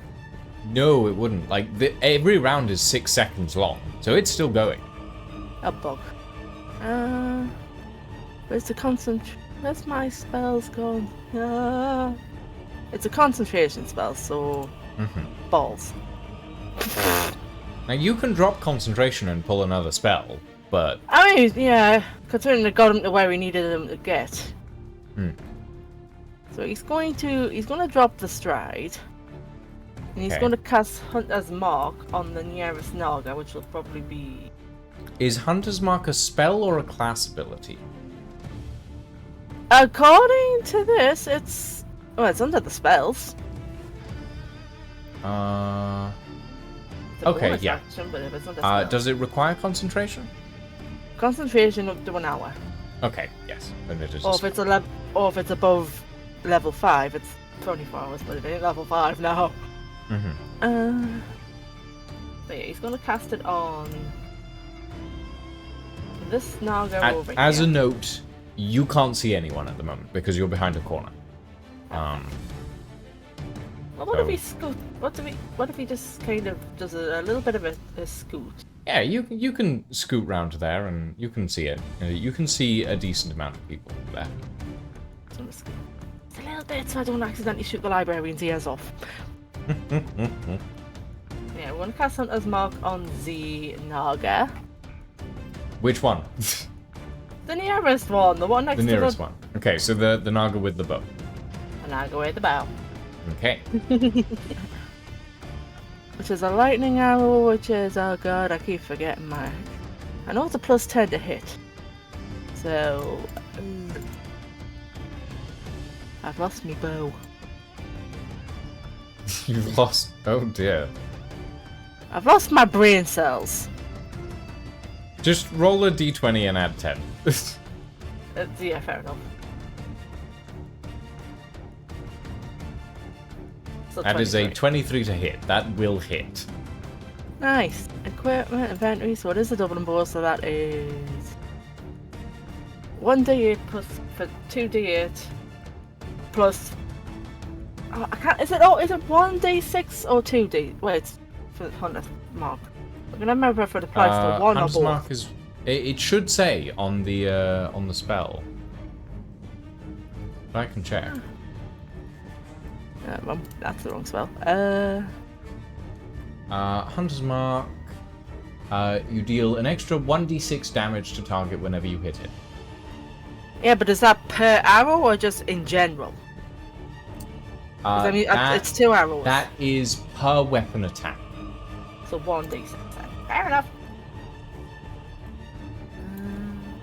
So that's 2d8. So it's 2 arrows.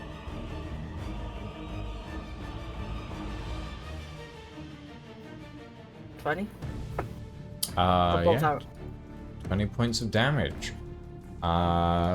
This Naga takes 20 points of damage to the spine. It looks pretty bad. Like, you electrocute this thing straight up the spine. It looks like it's having a bad time. And then he's gonna do it all over again because he's got an extra attack, which I actually fucking remembered for once in my life. Roll it. Yeet! 27. That's 27. That'll hit. Roll me damage. There we go. Okay, 14 points of damage. This Naga looks like it's slumped over. It's got 2 sparking arrows sticking out of its spine. It is not happy. Anything else? No, because I've used my bonus action and whatnot. And Kazma is still outside the. Yeah, because he needs to be Yeah. resummoned, but that's a bonus action, so that'll be probably next turn. Okay. I'm just gonna cycle through all of these guys' turns real quick. Yep. Okay. Librarian, Arcus, you're up. Okay. The beast still survives, right? Yes, it's alive, but Prod's done a number on it, from what you can see. I've got this. If you don't want to hit it, then deal with some of the big bomb. Yeah, I might try and deal with some of the big bomb. That might be a more pressing thing, I guess. Well, big bomb is a little bit away. I should probably fire something off before moving anyway.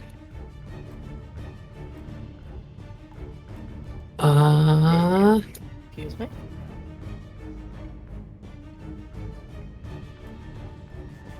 Oh wait, I just realized something. Can you just prod as the spellcasting position? This is true. Oh, hell yeah!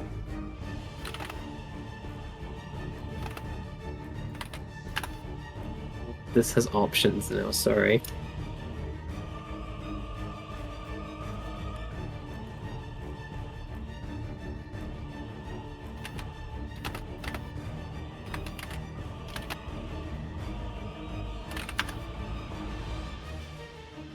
Okay, I'm just gonna go with this. I will Eldritch Blast the Naga to the side of the beast.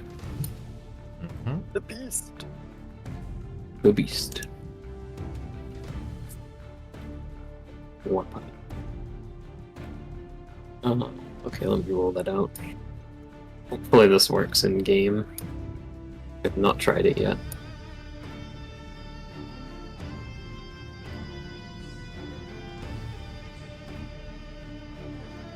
Oh, no, I immediately failed, sorry. You shall never be forgiven. Well, that's the to hit thing, so I rolled a 2 and then I roll a d20. Well, yeah, a 2 definitely isn't. 8, so it's 10, 11. But is that one in Fairy Fire? I think it should be the one next to Prod, right? The one next to Prod is in Fairy Fire, yeah. Okay, I guess I can try another roll.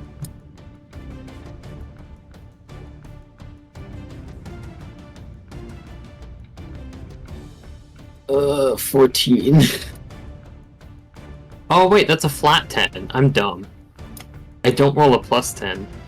I get a plus 10 to my hit, so it's the I was the dice wondering plus why that. you were rolling. I don't know. I don't know what the fuck I was doing. Anyway, so that's a 15 was my highest. Yeah, Oh, sorry, 50. no, higher than that. An 18 was my highest. 18? 18...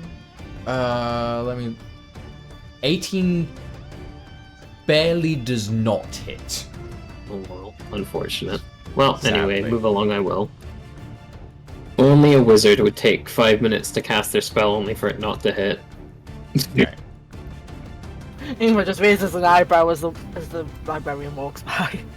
Goodbye. Okay. So you have... How much movement do you have, Librarian? 30 feet.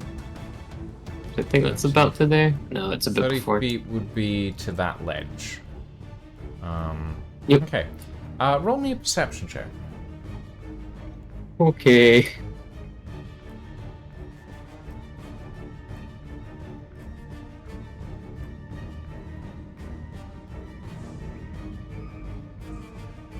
$21.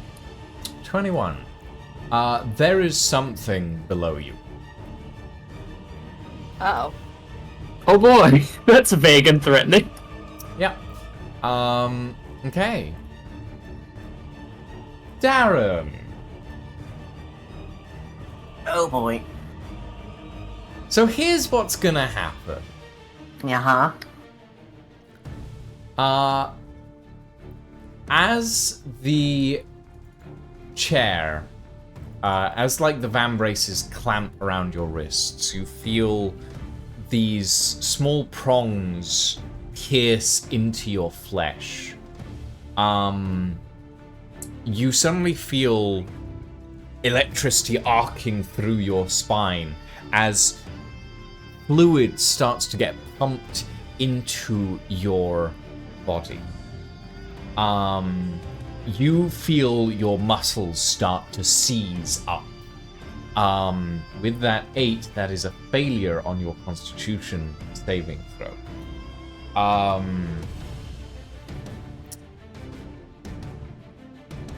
Until your next long rest, your Constitution and Strength scores are reduced by 2. Okay, that brings my con modifier to +0 and my strength to -1. Okay. I need you to now roll a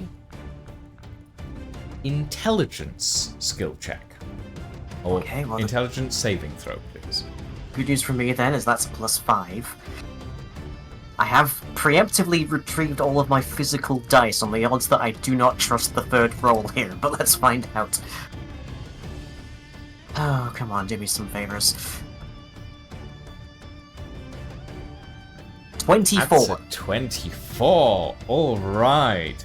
I'll give you this information immediately because you know you like having a good thing happen. Your intelligence and wisdom scores are increased by 2 until your next long rest. Can that go above 20? That can go above 20. Okay. That is 22 and 14.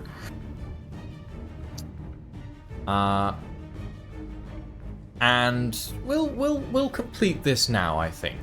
Roll me a wisdom saving throw. Okay, my wisdom is currently a +2.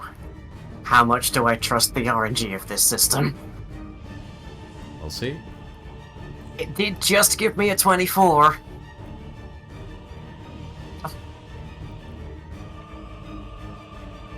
No, I'm using my dice. I'm using my dice. I never get to use my dice. I am using Go them for for it. this. Go for it. Come on. Come on. Oh. Papa needs an 8-pack.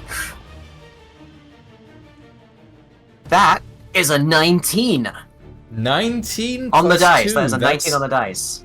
19 plus 2, that's a 21. Okay.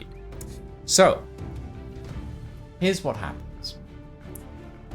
You feel your muscles seize. You feel this liquid slowly starting to seep into your veins, through your core, up into your head. You feel strange and ethereal as your body is slowly, like, transformed, and then suddenly there is pain, and there is only pain, and it's the only thing you can focus on. But you push through, and you come out the other side, and you focus, and you think about the form you want to take. You push that image onto your body. You force it into shape. What does Darren look like? What's the size limit I can go to? It's just medium, right? The size limit is the upper edge of medium. Okay. Darren looks like a somewhat mature, but nonetheless still very young, male copper dragon. Okay. I will say that is the image that you are trying to force your body into. That is not necessarily what you're going to end up getting. But it is your goal. It is the aim. So, sparks are flying, steam and smoke is pouring out of the machines as Shekar is just turning valves, opening things, pulling levers. You hear through the din and clutter of the pain that is clouding your mind, you hear Shekar go, "We're almost there! Get ready, my friend!" And then suddenly you feel your skin vibrating and prickling, and you look down and you see scales start to form across your arms and across your hands. You feel like specific parts of your body change, and the ideals that you form, the visuals that you want, start settling themselves into your physical existence. With a sudden spark and crack, the machines die and are silent. The smoke dissipates, and what you see before you, as Shekar sort of wheels out a large mirror, is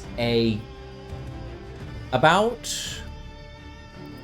5'10" copper dragonborn with large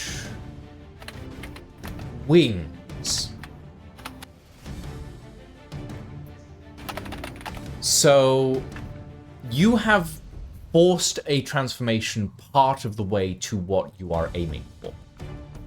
It's not all the way there. However, most Dragonborn do not have wings, so it's an improvement.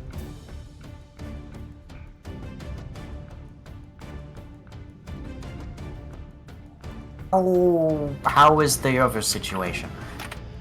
No tits. Wasn't really expecting those. At first you think that there's nothing down there,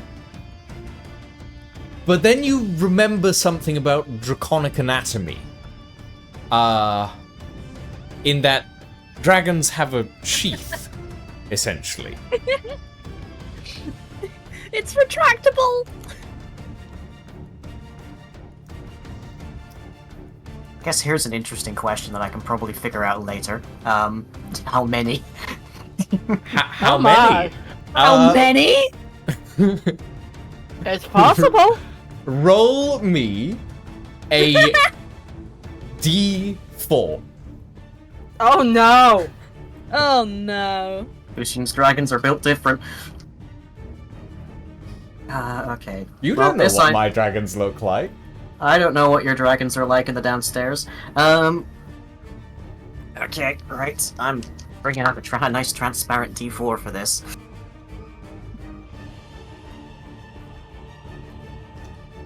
That is a 3. That is a 3. Okay. You have 1. At least you think you do. Because you haven't... In front of another person, you've decided not to, you know. But the 3 will be important later. Oh god. 3 times the size. I mean, what? Okay. God wants a look already. Back Later. to the battle at hand. Prodigious Maximus, it is your turn. One of the watchmen gets caught by an arrow and falls to the ground. The shot by a Naga, right? Not by any of my friends. Shot by, spell casted by a Naga. Cool. This big thing's still slobbering and terrifying. It's very interested in trying to eat you. In fact, it should have tried to eat you just now. It is going to roll to eat you. Okay, fantastic. That is a 19 to hit. 19 to nom. 19 to nom. Does that work? Let me you just have a look at my AC. Oh, my AC's 21. Get fucking wrecked. Okay. Does not hit. No. Sorry, I was a bit of a dick about that. No, it's fine. It's fine. He gets 2 attacks, so you know. Oh. Uh-oh. Okay. Oh, look, that's a natural 20. Oh, fuck! shit. I shouldn't have done You that. shouldn't have. You don't goofed. taunt the DM. You done goofed. I done Okay. goofed. Alright, lay it on me. In fairness, the first attack was to nom. He did not nom you, but this is to hit with a specific attack. So Okay. he is going to do 21 points of acid damage as one of his prehensile tails pops up over his shoulder and squirts you with a blast of acid. Seeing as that was a crit, isn't that doubled? Oh yes, my apologies. 42 points of acid damage. Still fine. We're still good. Okay. Now it's your turn, Rob. Ow.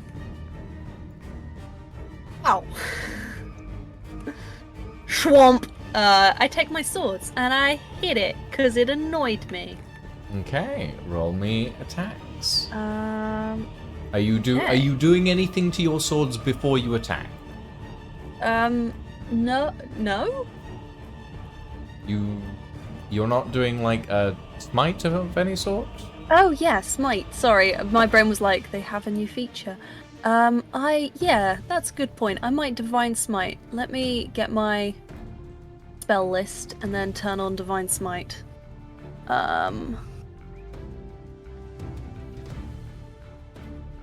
Oh no, divine smite's a bloomin' a feature, not a...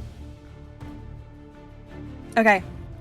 For the first 2 swipes of my sword, I'm going to infuse them with divine smite. Okay. Roll me attacks. So there's that, which is 18, but I believe does divine smite add? Well, you still have advantage because they're still in fairy fire. Okay. So many things. Sorry, navigating this is fun. Alright. Okay, 30. 30's gonna 30 hit. will hit. Yes. 30 will hit, that's my advantage. Okay, so I then will do this much damage. 20 damage. Plus whatever Divine Smite adds, which is 2d8 per spell per first level spell slot. Plus 1d8 for each spell level higher than first. Well, it's only a first level spell slot, so plus 10 to that on my first hit.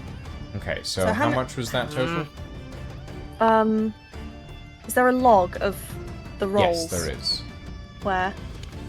Okay, it's 30 damage total. Okay.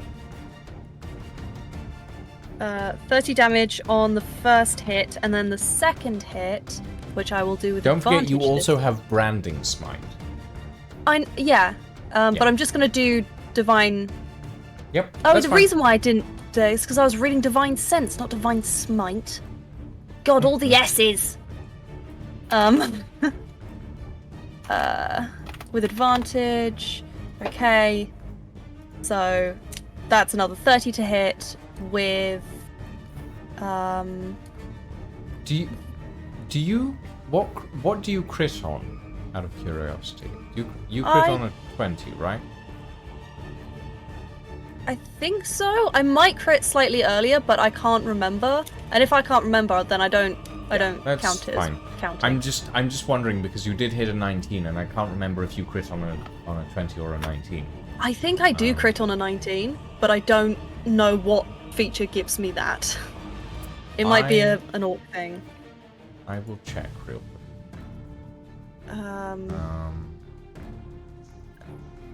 Features, traits. Where's the chat log? It's the little book up in the top right corner. Ah, thank you. 21 plus 2d8. No, you have Savage Attacks, which when you score a critical hit, you can roll one of the weapon's damage dice one additional time. And Well, I add could have it got higher. on top of it. Yeah, so. Okay, so that's my first attack is 30 and 29, so that's 59. With my first attack. And then my second attack is...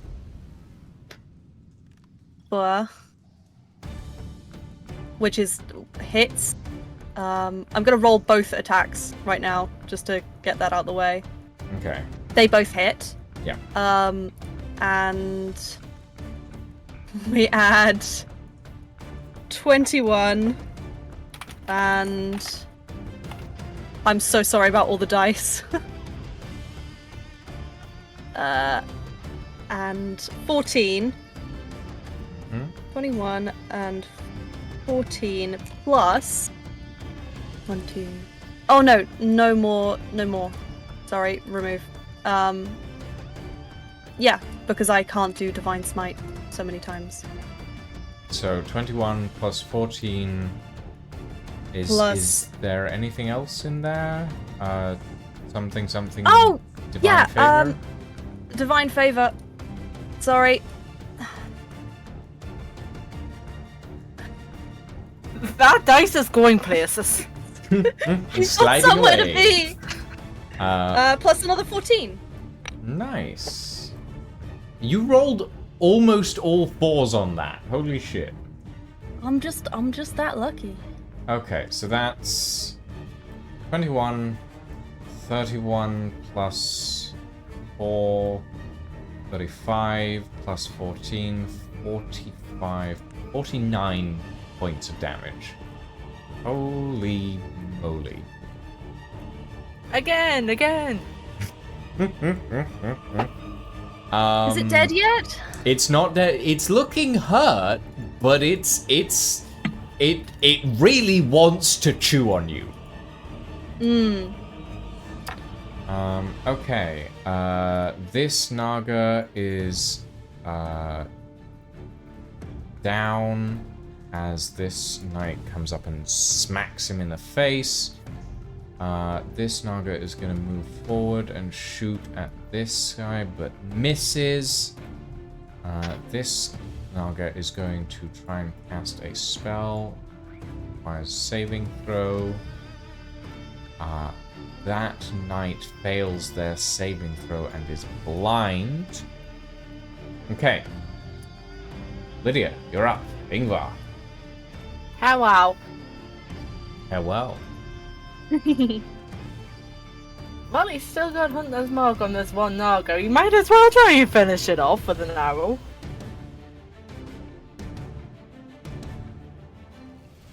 Go for it. Hopefully. Yes, how you want to roll the dice, thank you. That's a 28, that'll hit. That'll hit. Boop, boop, boop. I mean, he can't have that much HP left, Jesus. That is 10 points of damage. Do you add anything else to that?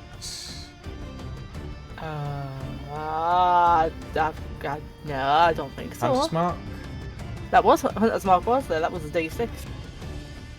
Oh. Oh, yeah. Never mind. Okay. He's still standing, but any attack would kill him at this point. Oh, Jesus. Once more with feelings. I guess.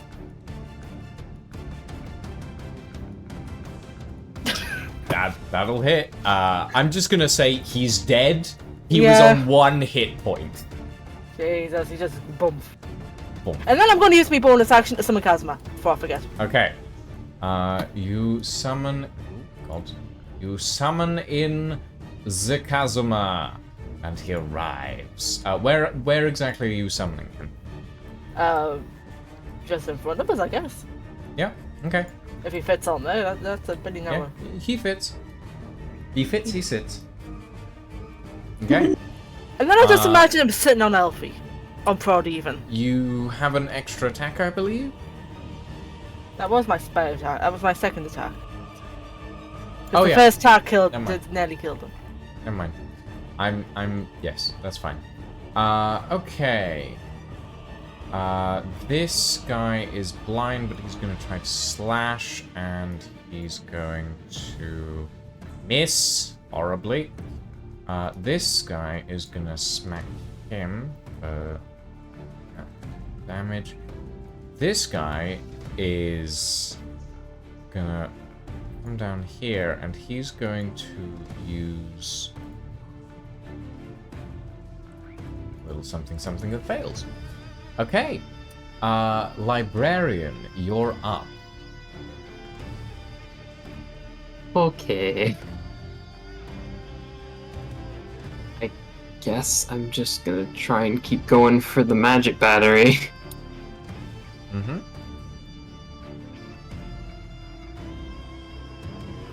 Oh wait, I can do 2 things.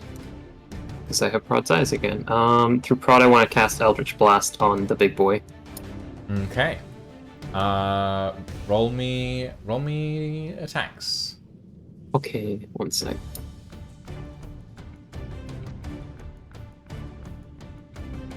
This one is adjusted correctly, yes. Wow, that sucks, 12. But, Fairy Fire, right? Fairy Fire, yeah.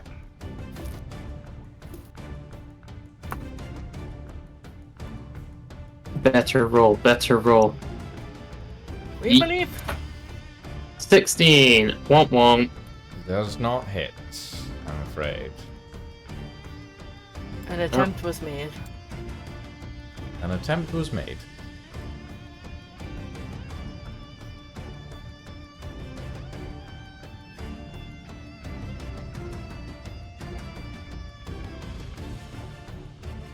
Okay. So, you start clambering across this room, Librarian. As you do, the creature below you that has been holding its action rises.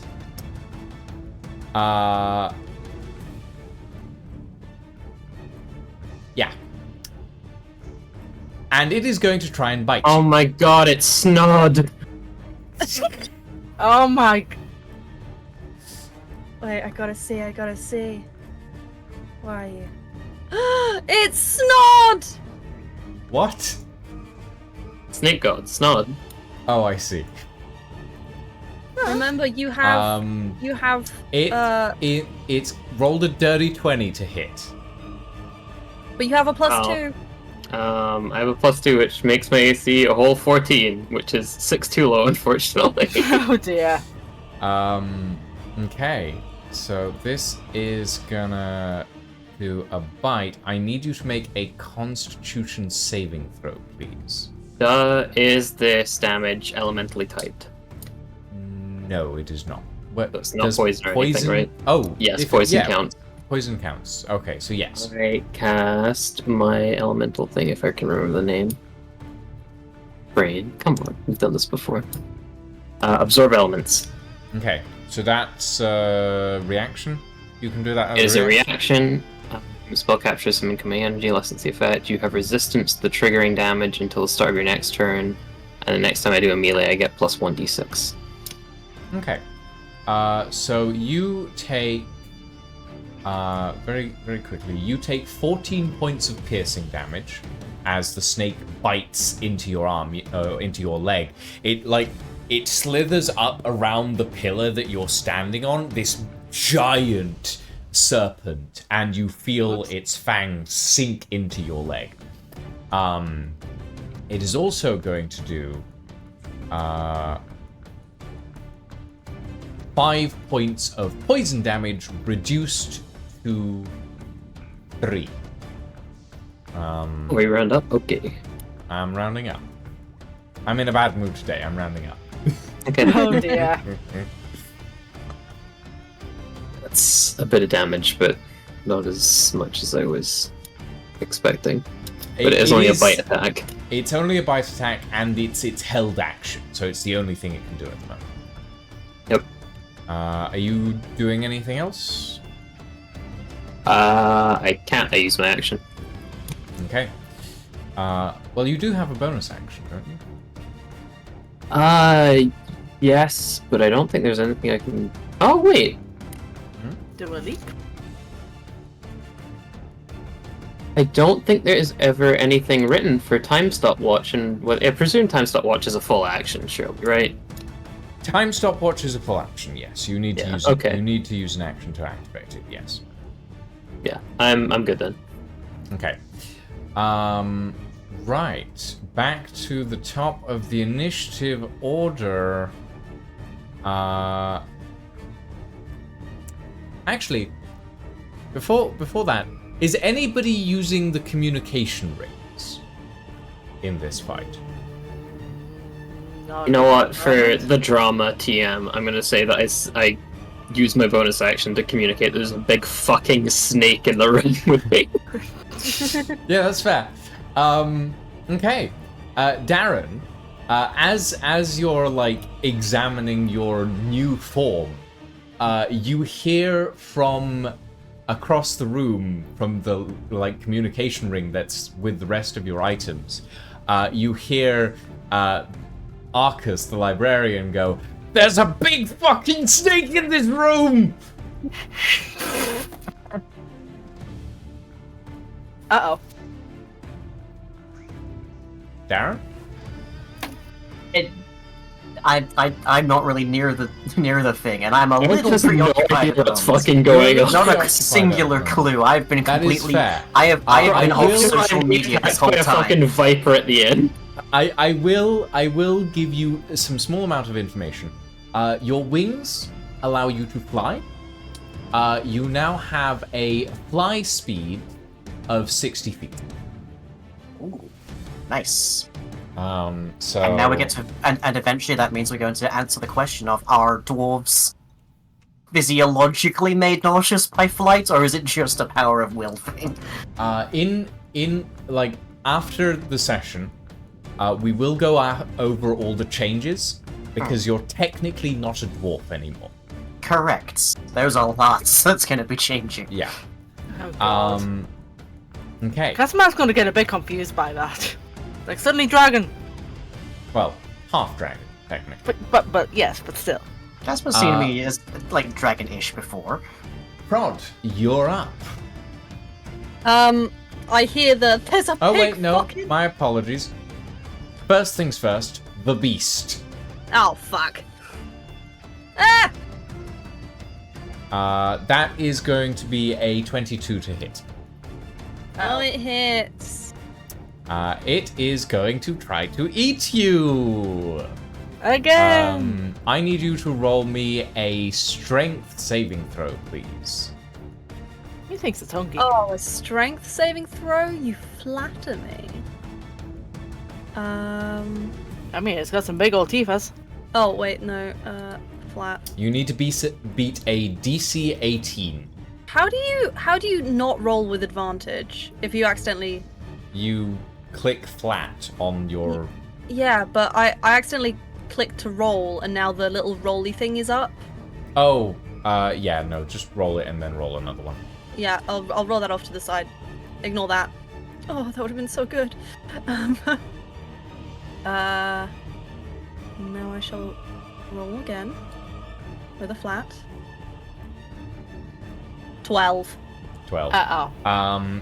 You you take 7 points of piercing damage as the creature lunges forward and engulfs you. You feel like its jaws clamp down on your knees as the rest of you goes inside it. And until either the creature is dead, you get out of this situation, you can roll strength saving throws every round if you want to, but it does take an action to roll a strength saving throw for this. You are essentially restrained. Okay. So you have Can you quickly disadvantage go over on what attacks. restrained means? So restrained is essentially. I have a table for this now, which is really nice. A restrained creature's speed becomes 0, and it can't benefit from any bonus to its speed. Attack rolls against the creature have advantage, and the creature's attack rolls have disadvantage. The creature has disadvantage on dexterity saving throws. So essentially, while you were rolling with advantage before, now you're rolling with disadvantage, but because there's still advantage on this creature, you are now just rolling flat rolls to attack. Yeah. Cool. Man. I'm going to do a very muffled swear. And then I'm gonna try and stab its brain wherever the brain is using my swords.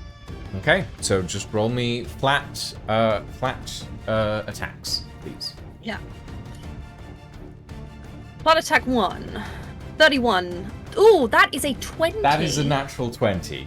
So that would be a critical hit on the inside of the mouth. Yes. So I get to roll this twice. 1, 2, plus another one of another d6 because of the savage attack attacks, feat. yes. So that would Which make it is a 1. 21 plus 16 plus 1, which I'm going to get my calculator out. So technically, no. That is 21 plus 21 plus 1. Because the way I do things isn't you roll it again, it's you just double it. So Okay, apologies. that's 43 points of damage. Are you Okay, so still that's 43. are you still rolling the 4d4s, or has that ended? Oh yeah, you're right. Thank you very much. You can roll a d4 now. I'm going to roll the d4 now.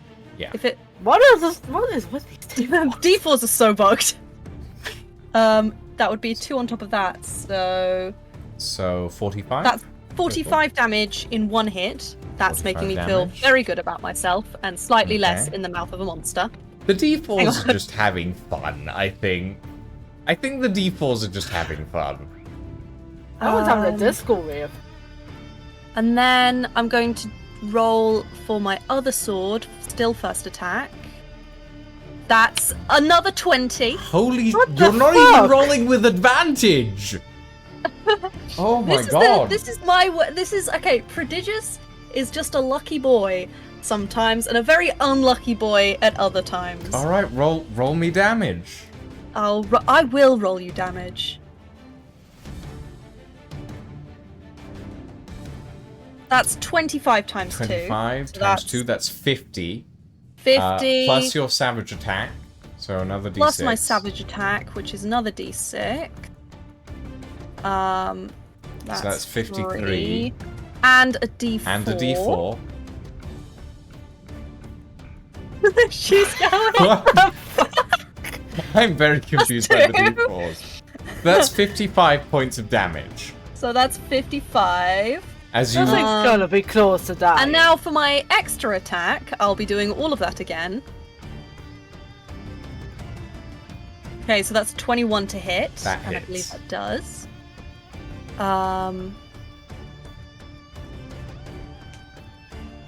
And that's 18 damage plus 1d4.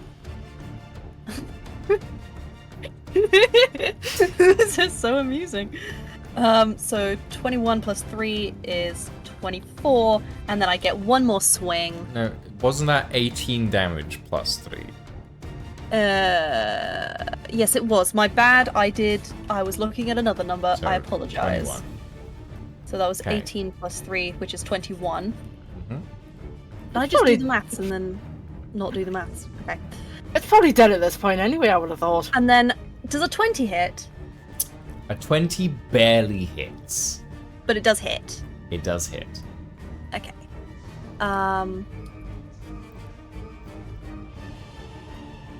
And that's a 19. You don't need to add it actually.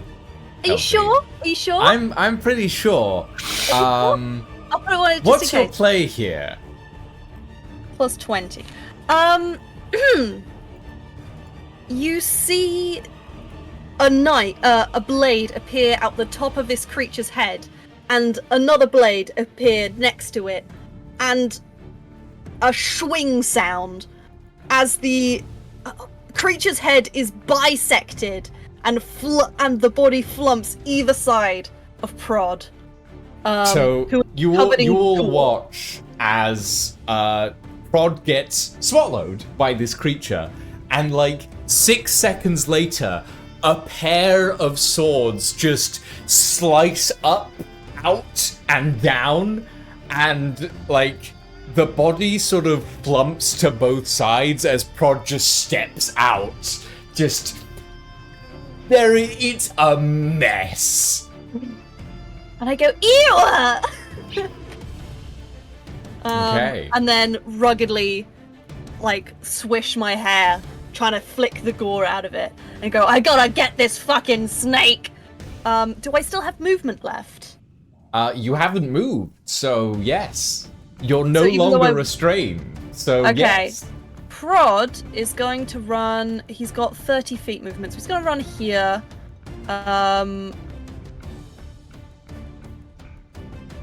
To try and help with the big snake problem. Okay. Alright. That big beastie is dead. This guy's gonna move down towards you guys. Right. Ingvar, your turn. He's a little bit flabbergasted by all of that. Jesus Christ, my life. But he's gonna turn around because he heard. I mean, he didn't even need the freaking communication. He could hear the librarian from where he was standing. Let's be honest. So he's gonna. How do you forget what English is? Jesus. Gonna move. I'm assuming I've got the. I'm assuming the same 30 feet, but you know. Yeah, you can Yeah. easily get into the you see the giant fuck off snake. It's not hard to spot. Yeah, but that's still more than 30 feet, so I ain't gonna get disadvantaged at shooting at it. I was tempted to use a bomb, but the librarian's in there. It would just get very cross, wouldn't it? Unless you're talking about a different type of bomb. No, I'm talking about the exploding bomb arrows I've got. Ooh. But instead, we're going to use the freezing arrows we got recently. Okay. I'm also giving me my middle finger. So let me just roll us a dice into the void. 22. 22 just hits. Woo! Ow. So that is... I forgot to recast Hunter's Mark. Whoops. Oh, I'll do that next turn. So 2d6. So 4d6. Because that's... I don't need 5. Thank you very much. Yeetus! That's 18 points of damage, and the snake needs to make a Constitution save. Okay. Snake makes Constitution. What is the DC on the Constitution saving throw? 15. This snake has not very good Constitution. I'm gonna be honest. That fails by like 1 point. Nice. So enemies must make a 15 Constitution saving throw or be incapacitated. Paralyzed. There. Incapitalized. Until my next turn, apparently. Incapacitated. Creature can't Yeah. take actions or reactions. Uh-huh. Lovely. You guys are just ruining my big boss fight here. Seems it. You give us the tools. Consequences, huh? I do give you the tools, that is true. That stuff's going on over there. Librarian, it's your turn. So it can't take an action for opportunity of attack if I It disengage can't right take now, right? actions or reactions, no. Okay, I'm gonna take the movement. However, it can take... hold on. It does have its turn, and it can take bonus actions. So it is going to use a bonus action ability that it has. I need Ingvar and Librarian to roll me a wisdom saving throw, please. Okay, wisdom save.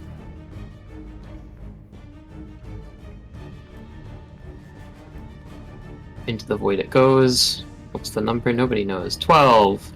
Okay, so that's a fail. Ingvar?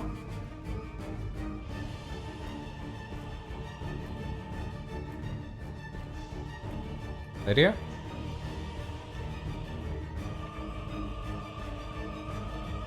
Minutes. Lydia? Hello? Did Oh you dear. fall asleep within, like, the 2 seconds that we last spoke? Oh dear. Apparently. We'll get Probably back to that. just getting dragged Probably away by just- other conversation. Yeah, probably. We'll get back to that in a moment. Librarian, you are now under the effect of the fear condition. What? You want to get away from this fucking snake. That's fine, because that's already what I was trying to do. So you need to use your full movement to get as far away from this thing as possible. Yep.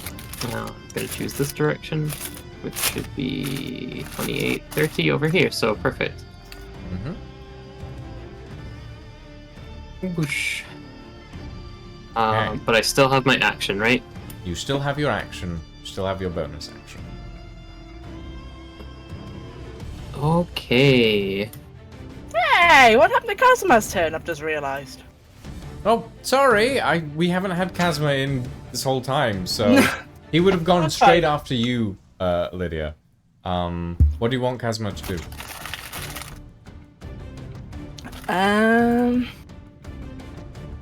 Probably I would have thought what is going on with this camera? Sorry, the camera's slightly freaking out on my end. You're Probably fine. just a breath attack. Like, On Snake? yeah. Lightning breath attack. Okay, roll it. We'll resolve this real quick. That ain't gonna That hit. does not miss. That does not miss. That does not hit. Also, Lydia, I need you to roll me a wisdom saving throw, please. Yep, sorry. Your mother was demanding ice cream. Aren't the dragon, but never mind. That's not well, Jesus Christ. Yeah, you are also under the effect of the fear condition. You cannot get any closer to this thing than you already What? are. That's fine. I've got arrows.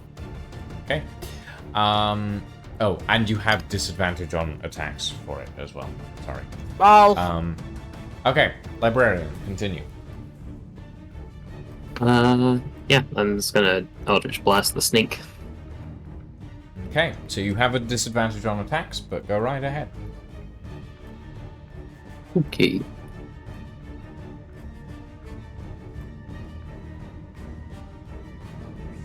First one is a 17, so 28. Next That'll one, hit.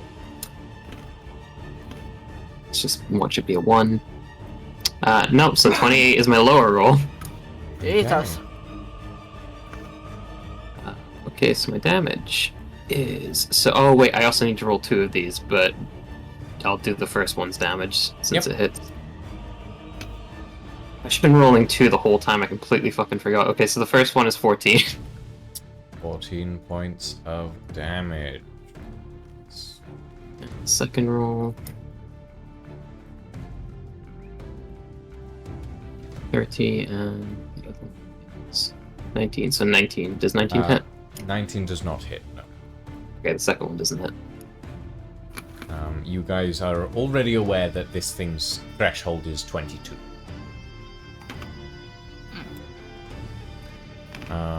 Okay. Anything else, librarian? Yes! I remembered something. Mm-hmm. So, I forgot about my fucking special thing that my Pact the Index gives me. But I can add lightning damage to things at will. Yes, this is true. You can. I just need to go look that up. I think it's 1d6. No. Index allows you to choose to roll that. No. Yeah, 1d6 per spell level, but this is a cantrip, so I can't actually add to this one. Womp womp. Is it 1d6 per spell? Hold on. An extra 1d6 per spell level to each spell you start casting, so it explicitly mentions spell, and cantrips technically count as level 0 spells. I think it's a bit mean. Well, I think it's to stop me doing this exact thing. yeah, it kind of is. Because otherwise Yeah. you can kind of ramp up the damage of Eldritch Blast a lot. Anyway, Okay, I'm done. you're done. Okay. Prod, you're up. Or actually, Darren, very quickly, what are you doing? I'm presuming I've had enough time to like check things out for the time being, and evidently Yeah. there is something involving a snake happening on the other end of the line. So I'm gonna start going through my clothes and finding which things actually still fit in any capacity. Is your armor Why- magical? Is my armor magical? Ooh. Yeah. Pretty sure it ain't. Then it Yeah, does not it's just fit. regular padded. It does not fit anymore. It's for a medium size. It's for a dwarf, and you are now like It's for someone who's like 1.9 shorter than me, but still. you could put it on, but it wouldn't like it. I would say that you could put it on, but its protection value would be 1 point lower than what it is. Right. Your trousers turn into shorts. I mean, I expected that to happen. Your breastplate turns into a crop top, basically. I was already wearing cropped trousers anyway, so that's not too surprising. So God. you're wearing like the really tight short jeans, basically. Oh my Uh-huh. god. A dragonborn after my own heart. Prod will be thrilled when he sees you. Well, he's got to live to do it first. Okay, It's so fine. you're essentially gathering up all your gear and putting it all on, right? Yes. Okay. So we will leave you doing that. Rod, you're up. Okay, so I am not afraid. Which is. You are not afraid. I am not afraid to keep on living. I am not afraid to work this. I'll shut up now. I think that's copyright. Probably. Sing it well enough. Hey, Please don't get my stream copyright struck. can I hit it? Are you close enough to hit it? Put it in E minor.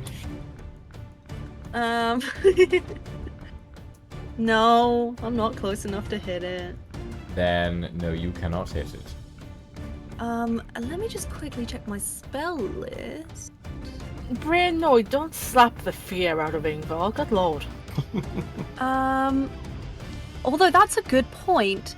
I think I have a thing that would stop someone from feeling the fear effect.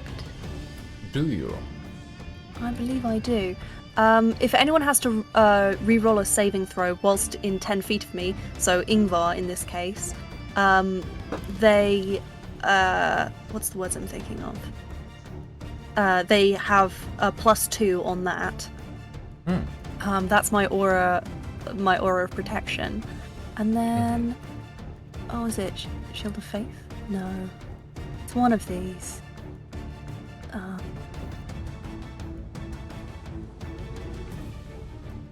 Yes. Protection from good and evil. I cast Protection from good and evil on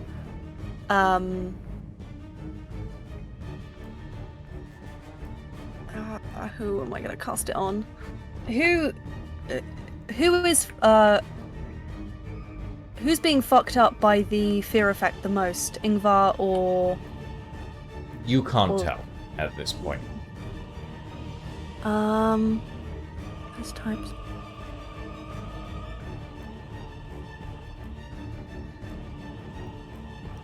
Okay. So I'm gonna choose Ingvar, and I'm gonna cast Protection from Good and Evil on you. This basically means you can't be frightened. Yay! Okay, so that just cancels out the fear effect completely. Yes. Okay. I'm just gonna quickly look at my aid. Oh no, I can't aid the librarian even. As my bonus action, it's not even a bonus action. I'm just gonna yell really hard at the snake and be like, "What's up?" and jump around. Okay. Just trying to draw it towards me, not the librarian. Alright. It is your turn, Ingvar. Well, he's gonna give those reason. If he can keep that snake frozen, then all the better for us. Okay. Since I'm no longer feared, I don't need to do disadvantage. This is just how you beat Rick Why Boss do I in Pokemon. keep rolling this Kazma for some reason, but that's the 29. So that'll hit. Alright. Boop, boop, boop. I'm still forgetting Hunter's Mark, for fuck's sake. Okay. 2 arrows of 2d6, that's 12. And our snake needs to make a constitution saving throw. 12 points of damage and constitution saving throw coming up. Gotta be, That Yep, is an that- 8. he It failed. fails. So my snake is still incapacitated. How many of those cold arrows did I give you? 6. Well, shit. I have a And question. Is it flying, or is it just kind of like slithering up from the bottom of wherever this is? It's slithering around the pillars, but for the purpose of actually having it appear at that level, it's like the model is flying. Okay. And before I use my extra attack, I'm gonna cast Hunter's Mark on the thing for bonus. Jeez. Okay. So he's being marked. It is the snake. The snake is incapacitated. None of you are close enough to do a bonus action to realistically. So it's... Yeah, okay, incapacitated is action and bonus action. So it's gonna move and it's gonna try and get away from you, Lydia. I think I terrified it. Why bully snake? Why bully snake? No, Hunter's... Where'd it go? Also, Hunter's Mark has a range of 90 feet. I think you've lost him. It Goodbye, he went below back the to his map. people. It went below the map. It hold on. Down there somewhere. Oh, bugger. It got glitched below the map. Well, that's great. Hold on. Let me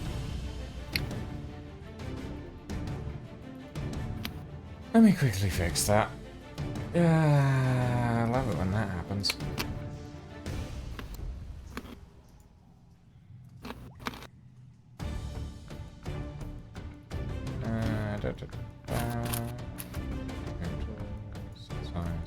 There we go.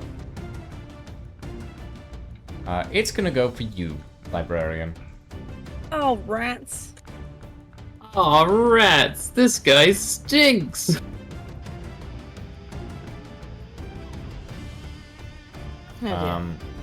Yeah. Just sitting there, huh? But he can't do anything, so he's just getting to you because he can only move at the moment. Is he on a pillar right now, like coiled around it, or is he He's literally coiled like... around a pillar, yeah. Okay, good to know.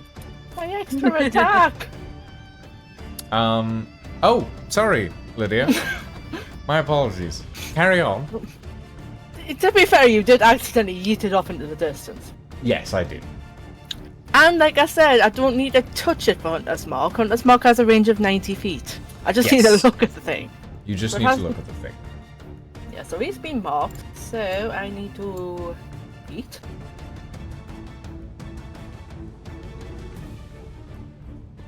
Do I still have that +2 from prod? Or is that something else? +2 on what? +2 to saving throws. Oh, Yeah. never mind then. So that missed. Yeah, that would have missed. Bold. Okay.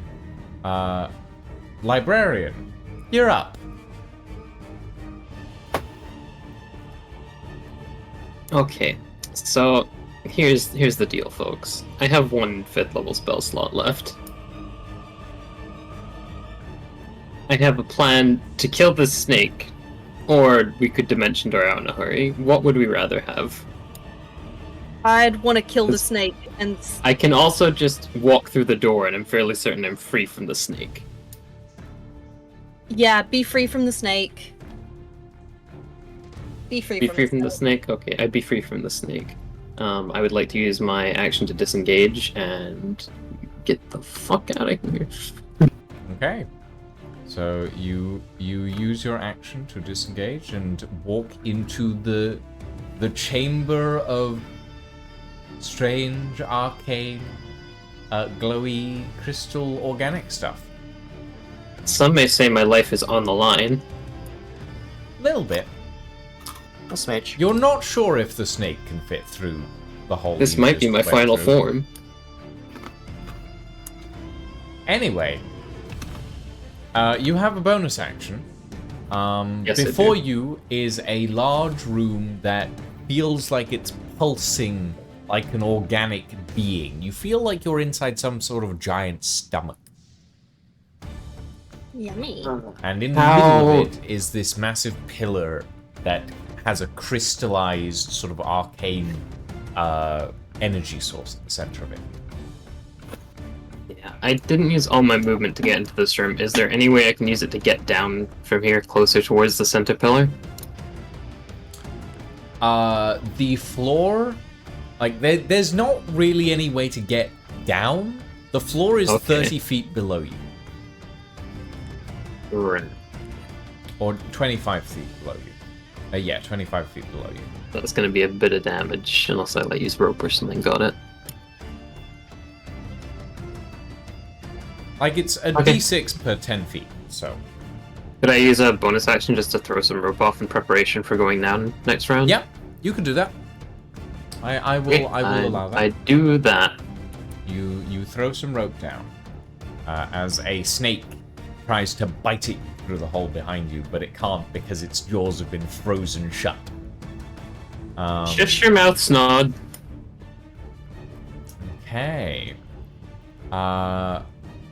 Prod, you're up. Oh, Snod and Prod. Forever in love. The moon and the sun. I shall. Can I try and parkour over to some of the snake? Yeah. Does that okay, is that movement or is that jump? It's movement. Technically, this area counts as difficult terrain, so your movement would be half. So I would be able to why do you make it all so difficult? Okay. 15 feet there.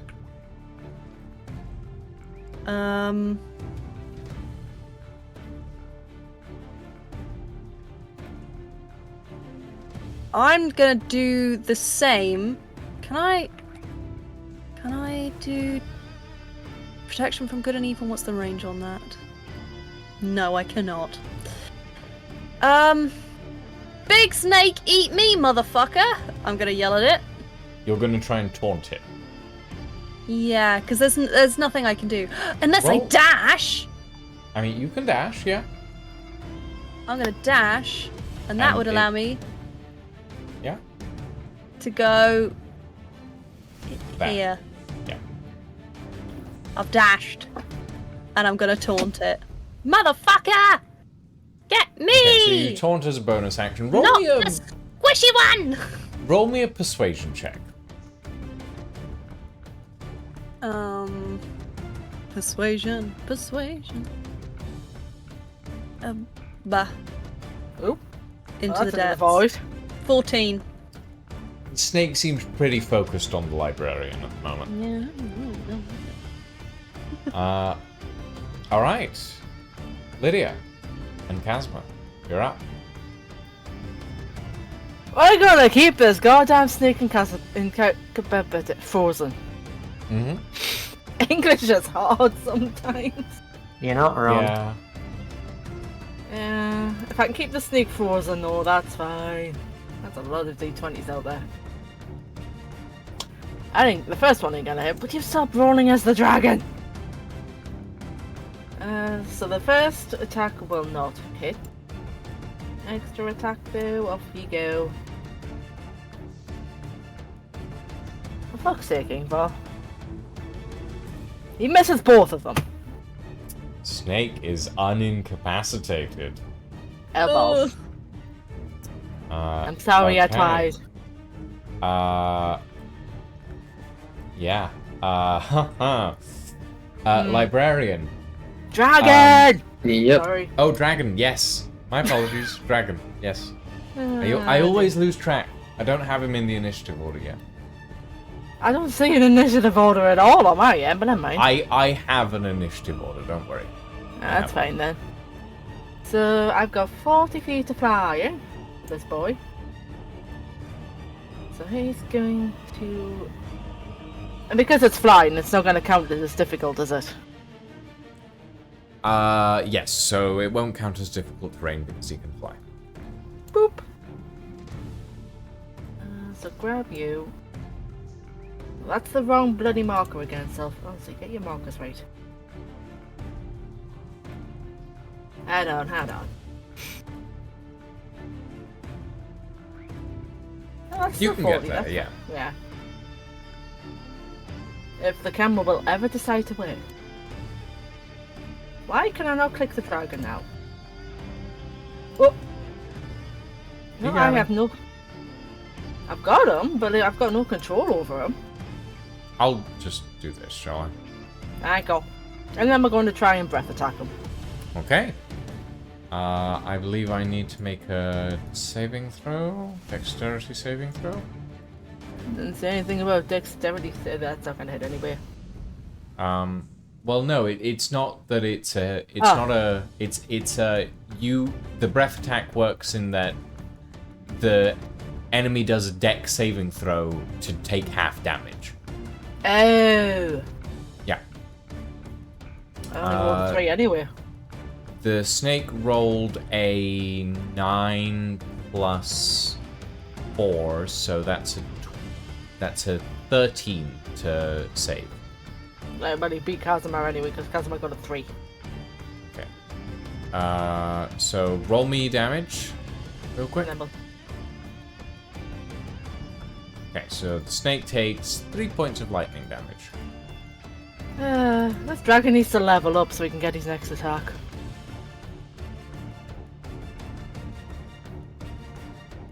That's me, done. I got nothing else right now. Okay. Right. Snake time. Librarian. You slip through the hole in the wall. The snake is gonna go for a bite attack on you. As you slip through, as last chance to catch you. That is a 17 to hit. That hits. Okay.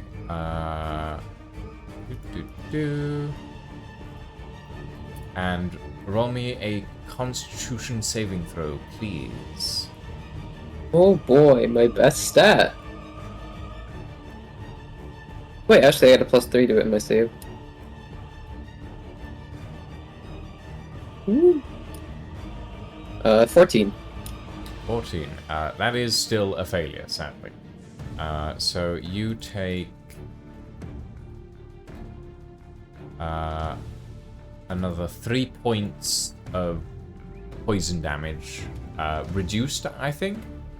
Nope, Yours- not reduced. That only not lasts reduced? for the round and then until the next round, so it's the effect is over now. So 3 points of poison damage on top of 9 points of piercing. Okay, so that is 12 points total. And then the snake is going to, because you have gone through, and it can't really squeeze through, it's going to turn around, and it's going to go for you, Prod. Does it disengage?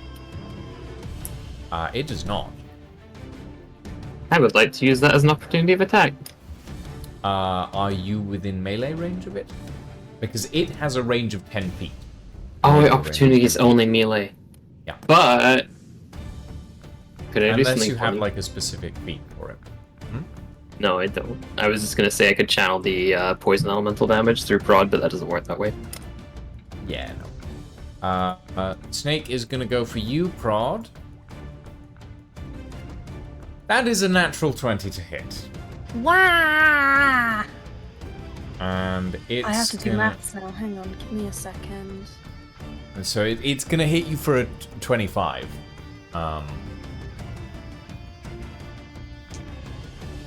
So let me roll damage real quick. This is a different type of attack to what it was doing earlier.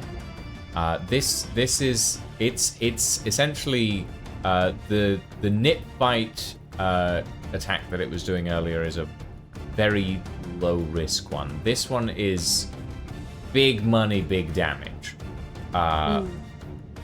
It's going to try. Essentially, it's going to try and constrict you. So I need you to make an athletics check, please. Athletics check or athletics saving Athletics check. throw? Okay. And you have to beat a 13. 20. Dirty. Easily. The snake wraps around you and it causes you bludgeoning damage for 25. But you are not grappled. Managed to get out. Okay. Okay. Ow. Ooh. No, not quite. Okay. Wait, it was 32. So if I take 5 more damage, I'm going to have to hand over my my damage points to you, Lucien. Mm-hmm. Yes. Just so you're aware of that. Mm-hmm. Okay. Cool. It is your turn, Elfie. I go, fuck, ow. You And feel the armor buckling around you. Okay, I'm going to use my 2 attacks with blazing. What is it called? So we did 1, 2 of those, and then my helping hand. So yeah, I'm gonna do branding smite twice. On both of my attacks. Question: does branding, when I do branding smite, because it is like it, if I do branding smite, does one spell work on both blades? Yes. One spell counts for one action, but the blades allow you to attack twice for one action. So I can have branding smite bonus on all of it. Yeah, if you want to. Oh no. Okay. So I didn't use a divine smite that I thought I did. Cool. Great. Yeah, so Good stuff. essentially, like, the spells count for the actions, not for, like, the attacks. Okay. So I'm going to use branding smite. Deals an extra 2d6 radiant damage. Okay. And it's upcast. Is it upcast? No, it's not upcast. Okay. 1d6 each slot above second. Okay. So it's 2d6 to my normal attacks. So I'm going to go fuck ow and attack it twice.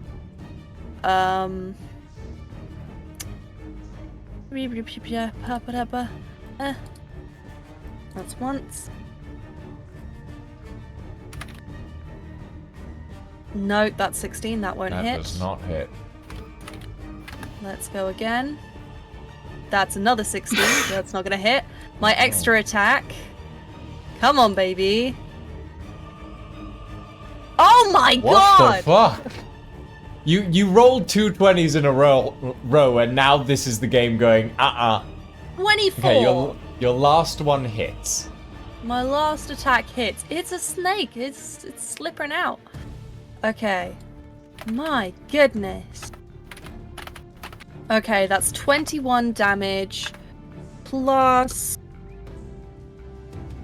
1, 2 of those. 5 plus 1 plus 5. So 21, 22, 26. That's 26 damage. No, it's not. 27 damage. I can do maths. Oh, that is not a good amount of damage. And seeing as I've used both my actions and bonus actions, I'm gonna quickly GTFO.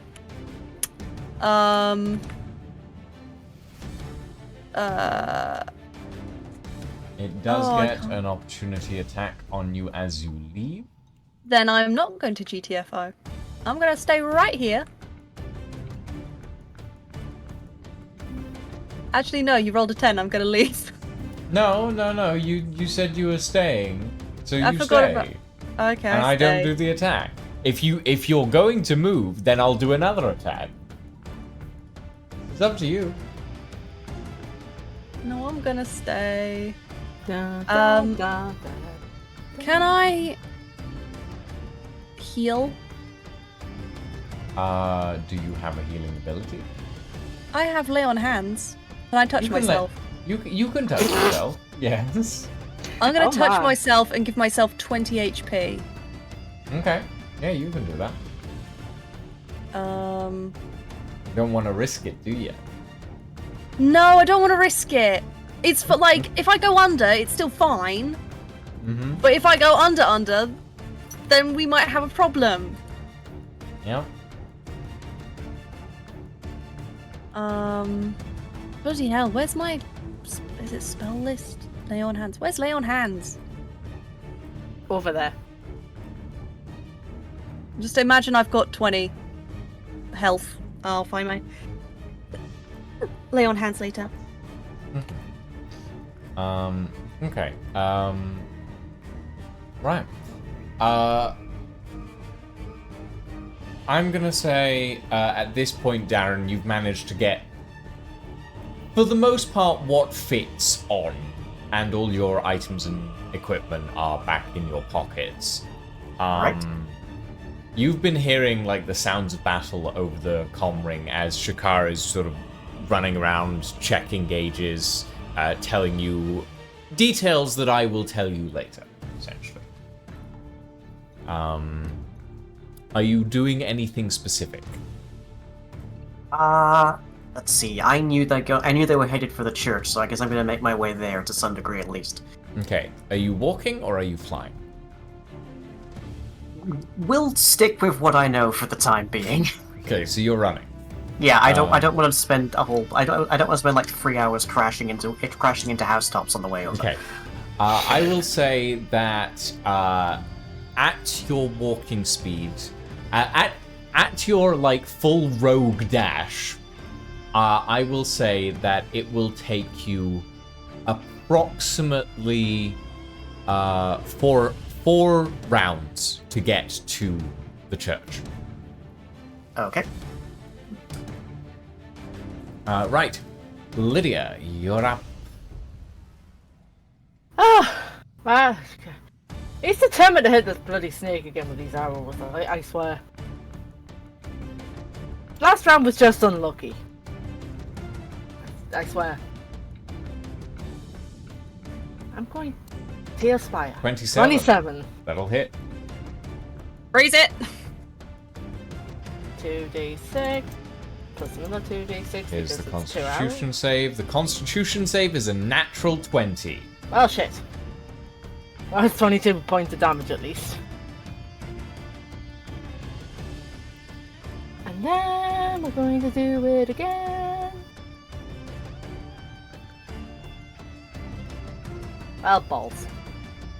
I tried. That one won't hit, I'm afraid. Okay. Snake is, oh, no, Chasma's up. Snake. See, I remembered this Yeah. time. I'm gonna try that breath attack again, I guess. He's gonna hit it eventually, I swear. Well, he did. No, he needs to. No. He needs to roll a d6 to get the breath attack back. That's right. Yes, he does. I have just left that d6 for that d20. Oh, that's yours. Nope. That. Why? I'm gonna He murder can Tailspire. go for a nibble. He can go for a bite. Why Tailspire is rolling with the wrong characters, I do not know, but never mind. So he's gonna go for a nibble instead. Which still needs D bloody. That's not gonna. That is, yeah, no, that's not gonna hit. I'm sorry. He tries to bite and he just kind of bounces off the scales. Okay. Snake is going to attempt to devour you, Rod. Everything thinks you're tasty. That is a 19 to hit. It does not hit! Nice. And then, A lot of war in this session. Too much as war a in this bonus session. action, it is going to attempt to shove you. I need a athletics check from you, please. Oh, Rod. thank you so much for an athletics check. You need to beat an 8. So, Well, I've got +8 on athletics. So yeah, just you not don't that even need to one. roll this. The snake sort of tries to shove you off the pillar. Holy shit. I mean, even at a nat 1, you can't I can't lose that. I can't lose it. Please. But on the other hand, it Anything. is a nat 1. Please don't do this to me. So I'm gonna say this. The snake doesn't manage to push you off. Can I be on my butt? Can it knock me on my But you are made prone. butt? Okay. So you are knocked down for a bit. So The snake doesn't manage to push you off the pillar, but you are knocked prone.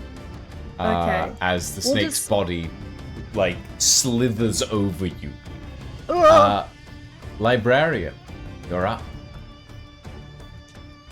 Okay.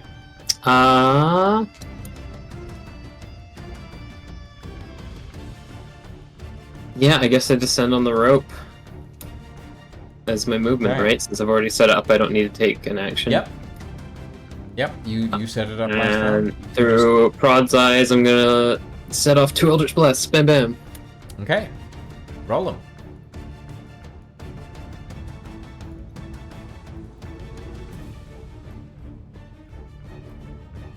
It's a 29 on the first one,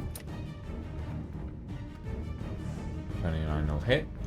and 14 on the second one, 14 which will does not miss. hit.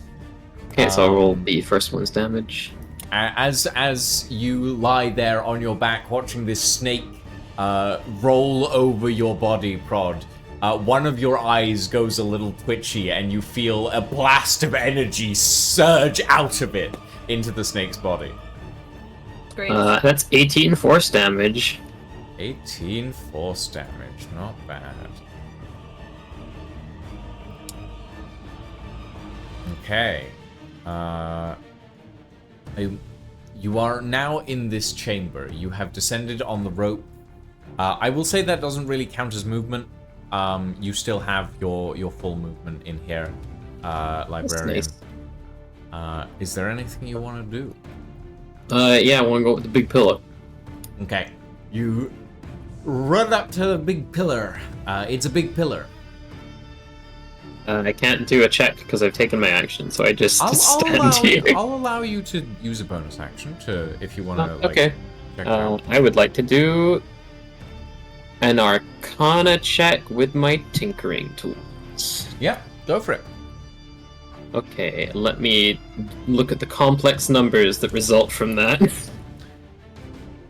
I think it's just a flat +7, and I would like to invoke Divergent Persona, so double that. So that's +14 on base Arcana, which is Intel, which is +3, +17 a D20. Got it.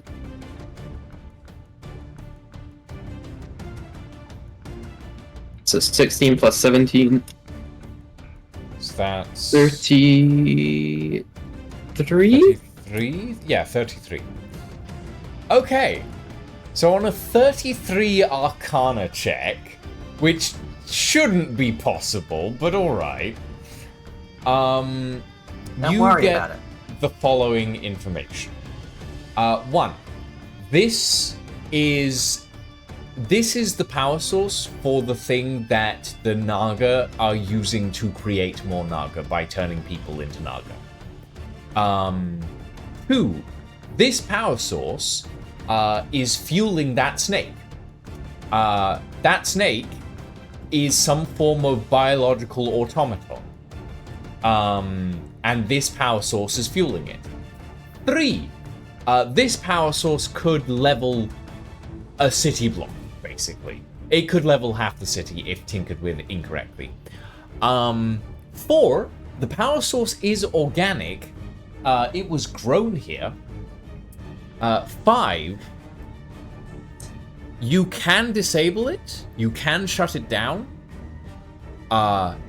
It will be a DC 25 Arcana. Not Arcana. I came back and the prod's dead. What happened? He's not dead. He's just sleeping. Oh. It will be a DC 25.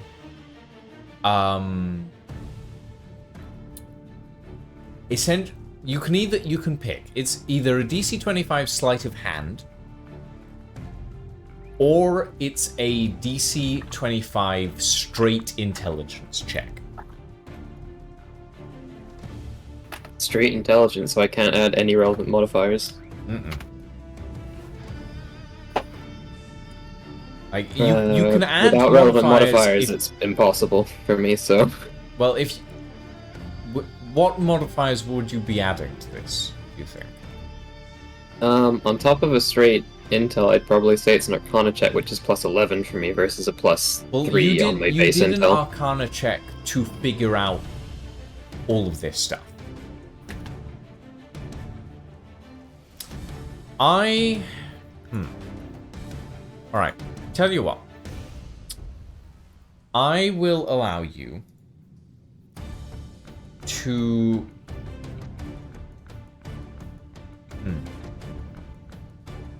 Okay. I will say that it's a DC 25 Arcana check to shut down this power source. If you get below a 15, this power source will detonate. There's the stakes. Oh, no. Can Okay. you cast guidance on yourself? I can. But you won't be able to do it until the next round. Next turn. Yep. Yeah. Rod, you're up. Is he? Is he though? Prod is not, definitely not. So I'm... Oh, how did I manage that? Oh. He just rolled off. Boom. Do you want me to put you back up? You put me back. Oh, I think it's because I There you pressed W. Right. Okay. So I'm good. Okay.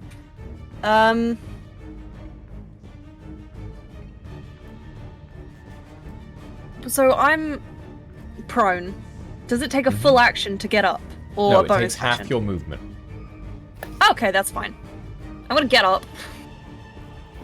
Okay. You get Thank up. you. I'm going to use my bonus action to heal myself another 20, because I looked up how much healing I have. Okay. Then I'm going to stab that motherfucker twice. All right. Technically 4 times. Please. Roll me your attacks. Also, is it is it frozen or whatever? Do I have advantage? It is not. Wow. Okay, that's fine.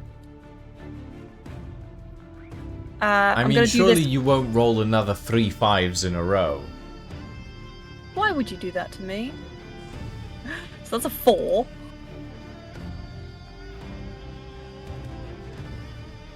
That's a 21. Does a 21 hit? No, it does not. Fuck.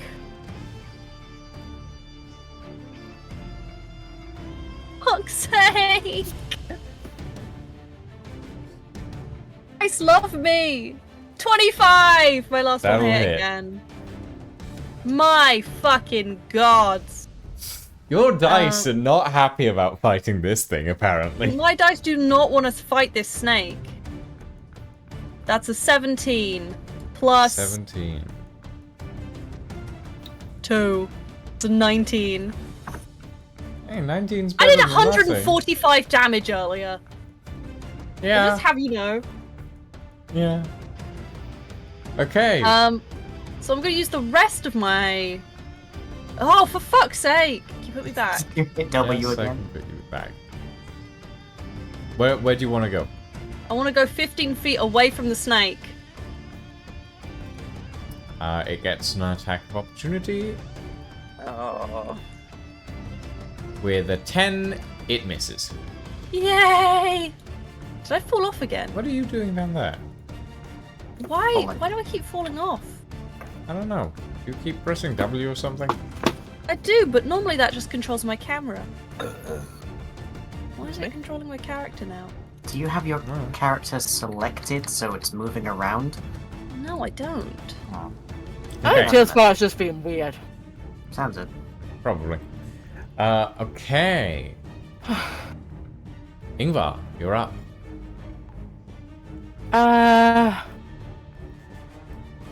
Again, arrows. You know the drill at this point. I mean, how many ice arrows do you have left? That's a 22. I've got As many as it takes. 3 left. Because 3. But you've fired quite a few, even if they haven't hit. Oh, do they count if they don't hit? Yes. You're firing them. Balls. Well, I think you might be out at this point. Meh. I can't use the exploding arrows because it's boom. I've got no fire arrows left. Well, the explosive arrows, if centered on this creature, would be a 60-foot I will radius. catch you. Yeah, but the Will I get the librarian's down. Where's the Okay. librarian? Where's he gone? He's On the in. floor. Yeah. camera just- So Being an arse from again. where the snake is at the moment, it would barely not hit the power source.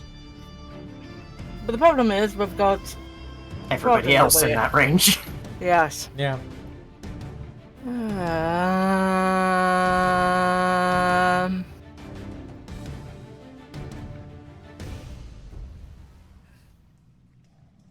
And because he's a snake, I'm assuming he's poison, so the poison arrows are gonna take bugger all.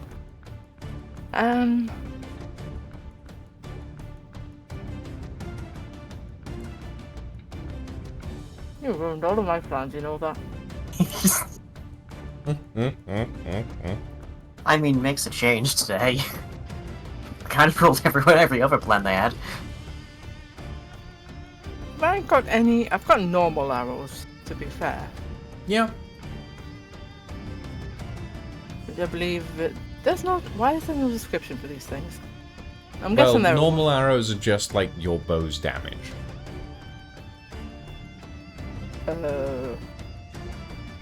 Not 2D. 2D. Okay, 2D6 apparently. Oh, because 2 arrows. Yep. Well, by going the normal arrows then, Jesus Christ. Which I did hit with the first roll there. Mhm. No. Because it's still plus 10 to hit. So I need 2d6 plus that one.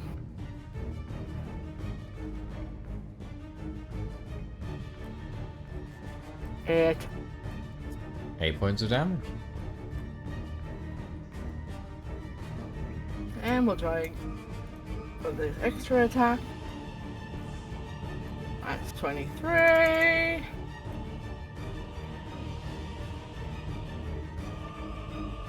And 7 points of damage.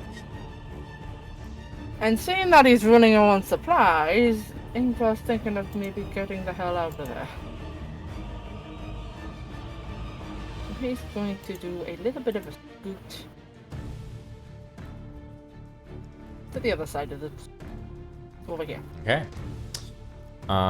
Alright. Snaky Boy is gonna come after you, Prod, because you're the only thing it can see, other than Kazma.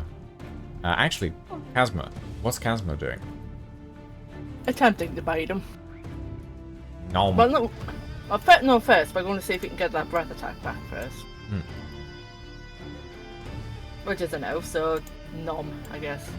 Yeah, roll it. I'm rolling. I don't Dragon- think that's gonna hit. He's just not having a day for attacking, is he? Mm-hmm.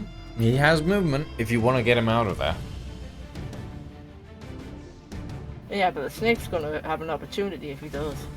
Nope, it's already used it on Prod. Oh! Yep, dragon's getting the hell out of there then. Whee! Why is the dragon safe? It can just despawn if it gets too little health. I mean, Okay. that's a fair point, but he's still Snake trying to is- help. Snake is coming for you, Prod. It's gonna roll to attack Please don't roll go. Oh, for fuck's with sake! a natural 20. This is its standard nip attack, so it's just. I need you to roll me a con saving throw.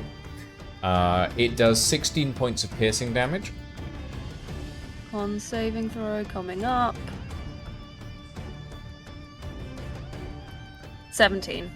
That's fine. You save against this, so you only take 3 points of poison damage.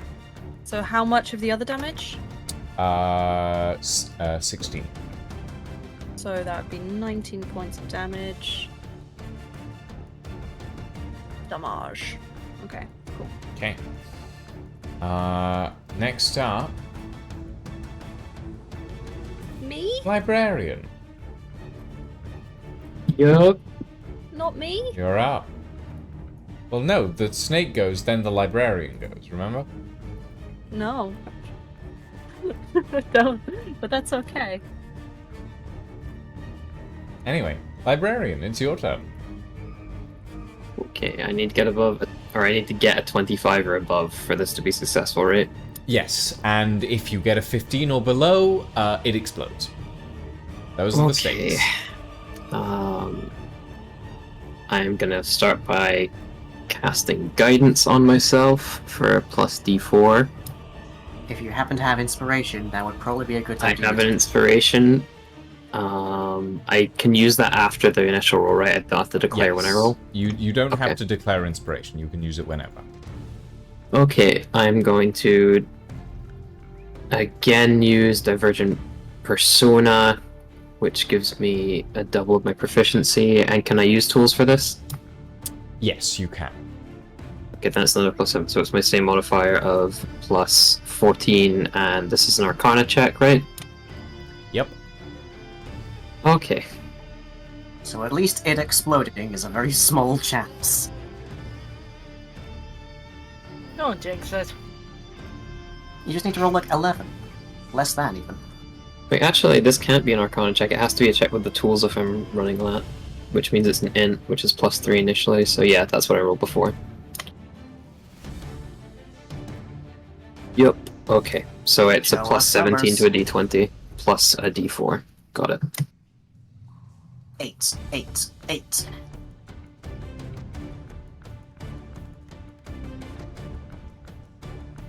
Oh no. Oh, That's a fuck. 4 That's a plus, 4 plus 17. That's I want to use 21. my inspiration, please, DM. Sure, you can use your inspiration. Is that a reroll of the... You just don't the nat reroll 20 the or d4. 20, yeah? You just reroll the 20. Okay, so that's 20 base. 13, 33. okay, thank God. 13, 13 plus... okay. That is a total of 33. Ooh. Okay, so, you, librarian, you start, you actually have to, like, climb up to the crystal itself. You, like, climb onto the ledge that is supporting the actual, like, crystal section here.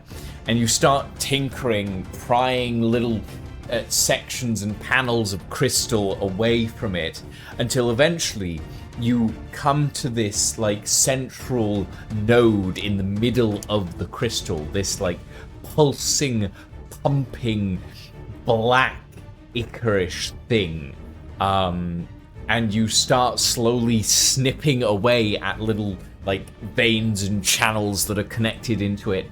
At one point you think you fucked up bad. The thing in the middle starts pumping faster and faster and faster. Its glow goes from like this dark purple to this bright neon. But then you like cut a few extra pieces off and then you extract it. You pull it straight out. And it's just sitting there pumping and pulsing slowly in your hand. The crystal in the middle of the room goes dark. In the room behind you, the giant snake falls unconscious, knocked and slivers into the pit below. In the room beyond that, several of the Nagas start transforming back into human beings. You have successfully removed the bioorganic heart of this crystalline arcane power source. Congratulations, team. Thank God. Initiative complete. Of course, my fucking luck would have me roll a nat 1 on the first time. Just be thankful that still wouldn't have made it blow up. It wouldn't have made it blow up because my proficiency bonus Yeah. is pretty good. And Divergent Persona for these specific checks is a lifesaver. Mm. I'm really glad we were like, yeah, you should come along. Darren, you are jogging through the streets in your crop top padded armor.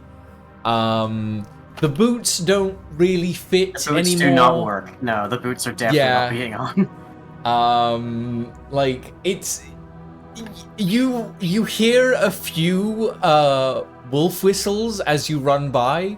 A few ladies in the windows call down to you as you're running past.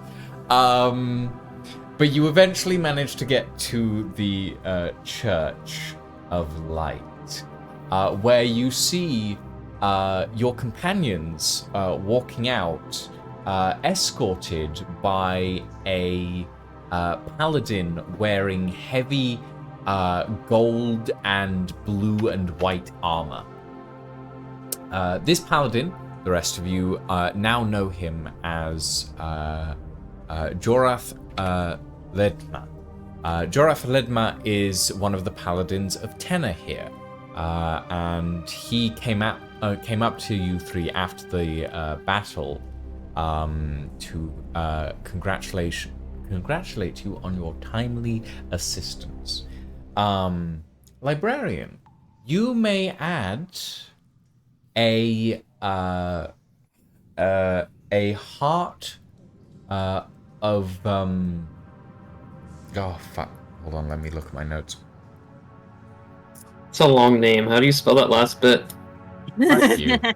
Letmellollook.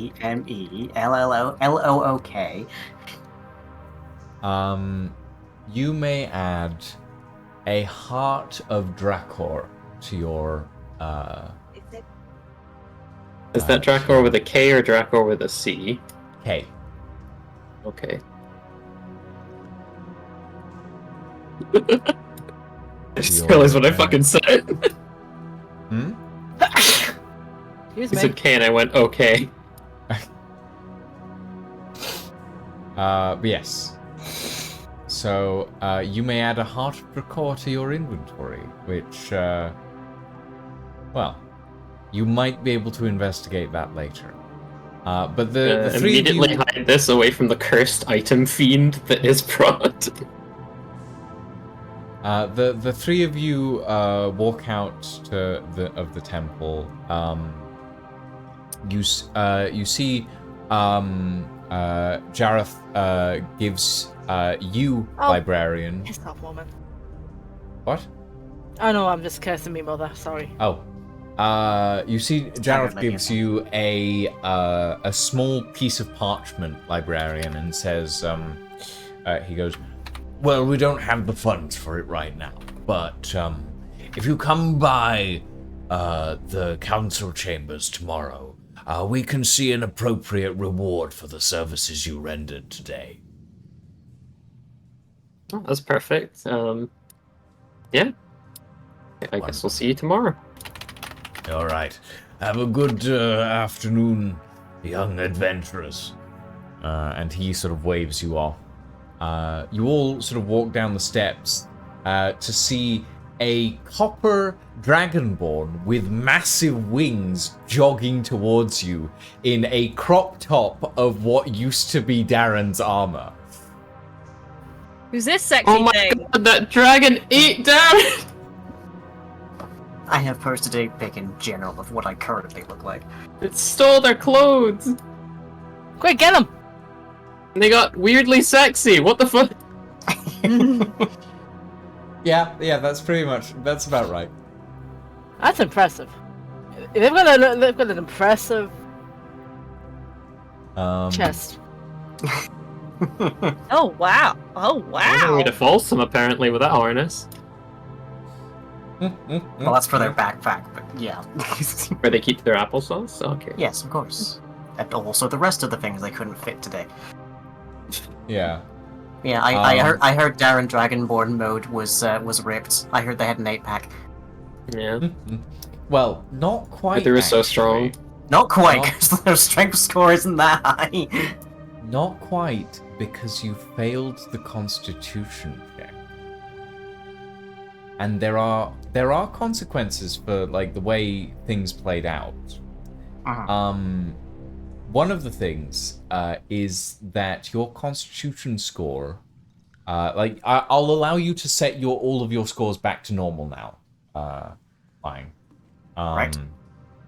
We'll go over this really quickly. Due to the failure on the Constitution save, your Constitution score is permanently decreased by 1. Okay, that's not the worst. Because of the success, the very good success on your intelligence save, your intelligence score is permanently increased by 2. Huh. And because of your decent success on your wisdom save, your wisdom score is permanently increased by 1. Okie doke. That gives me a +6 on my intelligence. Additionally, you now have a fly speed of 60 feet, which essentially, given your roguish abilities, means you have a possible dash of 180 feet. Yep. You are also, I will say, your dwarven resilience is no longer a thing. You don't have that anymore. That's gone. And hold on, let me just check through your character sheets, features and traits. You still have your dwarven combat training and stone cunning. Right. So you've still got those because they're not based on your like physicality essentially.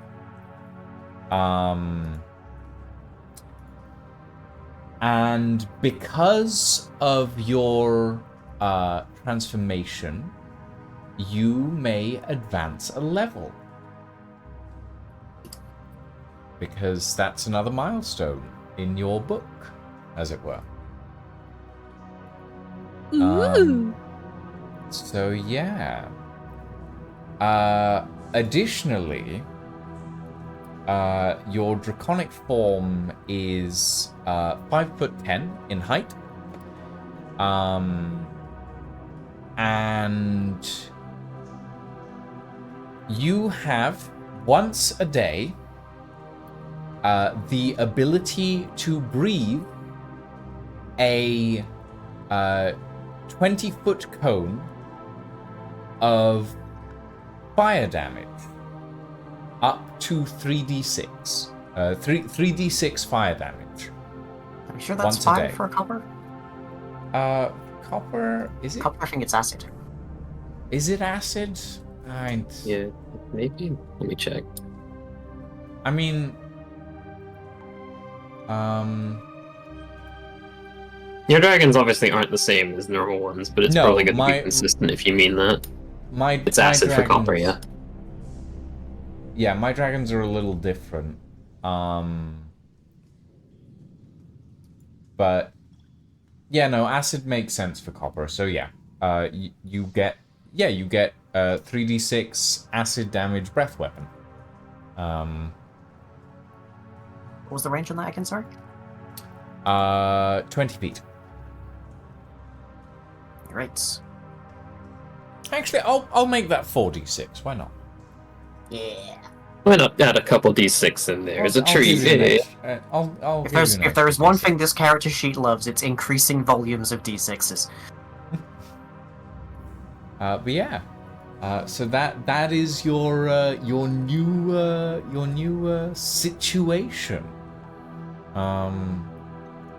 I hope you like that, Darren. You left your entire party to fight a snake temple, in order to get this in done. fairness, I didn't know they were going to go fight a snake temple. No, in fairness, they didn't tell you, and they did until the moment it happened. They probably wouldn't have. But yeah. And also, I now have a plus. Also, I now can't roll lower than 21 on persuasion, so I'm good. Okay, so we, because we are almost an hour over time, we are going to call it here. But we'll cover some stuff next time. So thank you all very much for joining us this evening, everybody. I hope you all had fun. I certainly did. For now, though, we are going to go and raid. Who are we raiding? We are going to be raiding ATB Sliver, who's currently playing Mika and the Witch's Mountain. Again, thank you all very much for joining us this evening, everyone. I hope you all had fun. Have a very good evening and a very good night. And we shall see you all the next time.